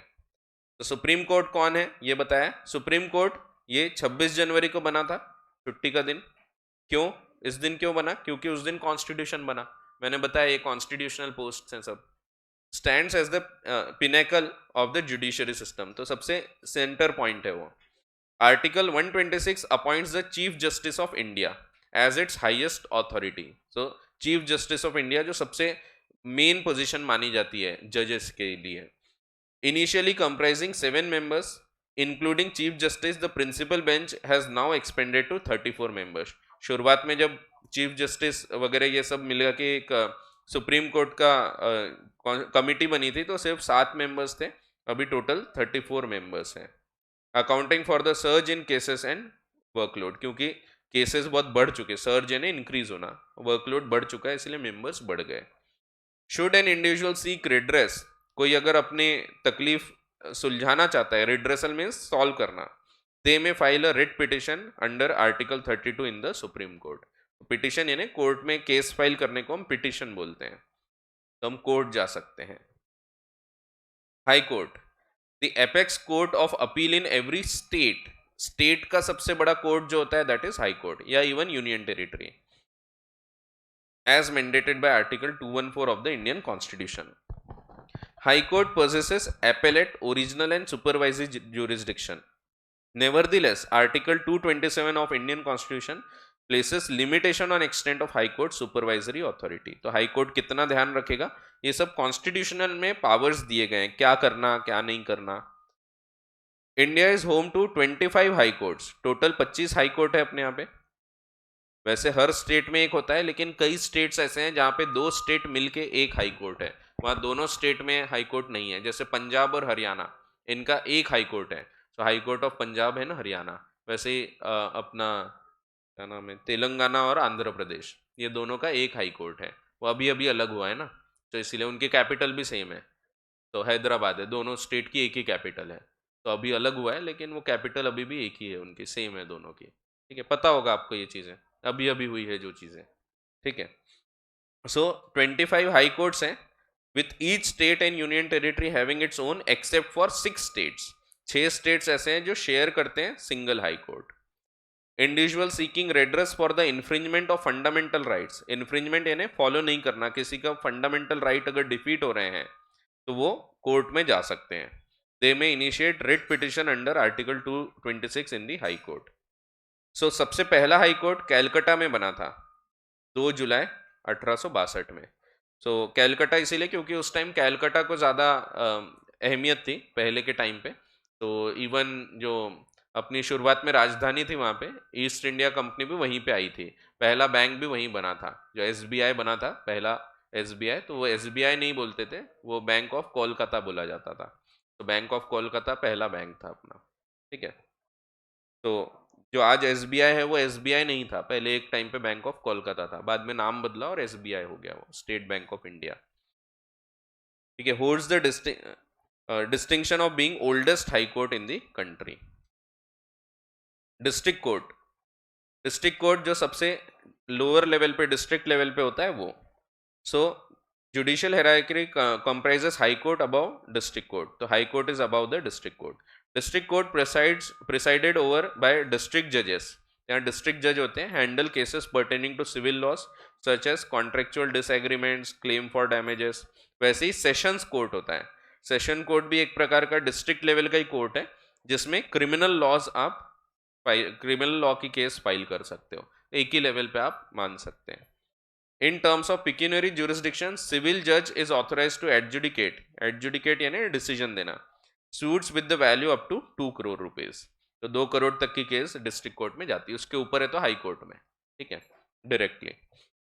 Jurisdiction in legal terms denotes the authority to exercise control, courts are granted territorial jurisdiction based on geographical areas they cover. हर court का एक area होता है जहां पे वो एक इवेंट हुआ है ना, वो कोर्ट में आपको जाना पड़ता है। जैसे समझो अगर मेरे साथ कोई घटना यहाँ पे हुई नागपुर में, तो मैं नागपुर डिस्ट्रिक्ट के कोर्ट में जाऊंगा। इसीलिए जब अगर रेलवे में कोई घटना होती है तो मुझे रेलवे पुलिस के पास जाना पड़ता है। सो हर जगह का एक जुरिस्डिक्शन होता है। जैसे पुलिस स्टेशन में भी अगर कोई घटना हुई है तो आपको उस पुलिस स्टेशन जाना पड़ेगा। मैं इधर से जा रहा था, रास्ते में बर्डी के पास एक्सीडेंट हो गया, तो बर्डी पुलिस स्टेशन के कंट्रोल में आता है, तो मेरे को कंप्लेंट बर्डी पुलिस स्टेशन में डालना पड़ेगा, मैं महल पे जाके कोतवाली में नहीं जा सकता।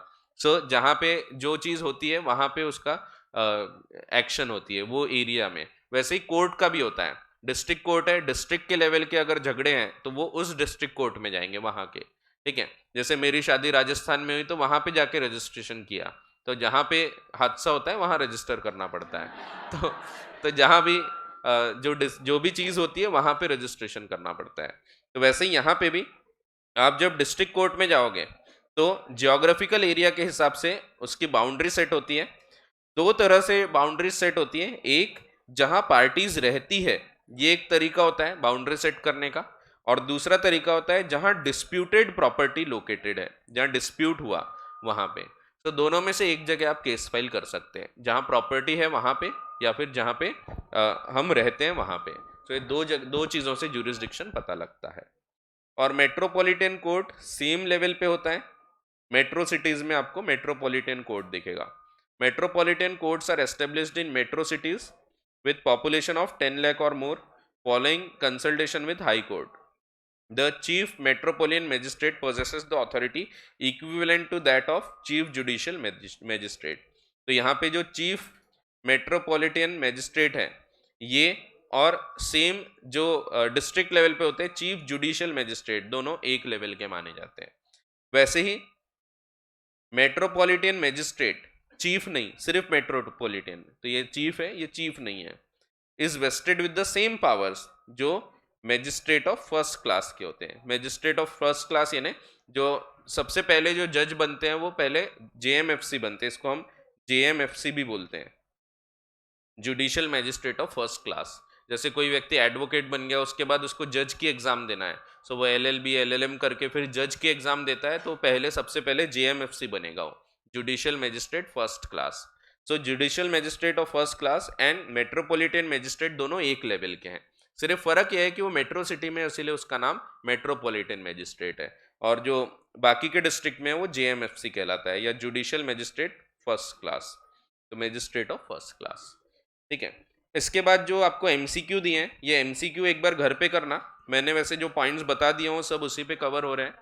इसके ऊपर क्वेश्चन कुछ भी नहीं है, ना इंस्टीट्यूट ने मॉड्यूल में क्वेश्चन दिया है, ना इंस्टीट्यूट जो पैटर्न निकालता है कि कौन से चैप्टर से कितने मार्क्स के क्वेश्चन आ सकते हैं, उसमें भी ये चैप्टर में कोई भी क्वेश्चन नहीं काउंट किया है।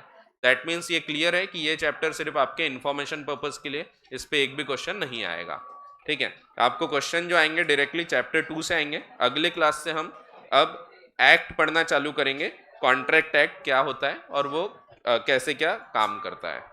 ठीक है, सो लेट्स कंक्लूड, अगले क्लास में हम मिलते हैं। चलो, थैंक यू।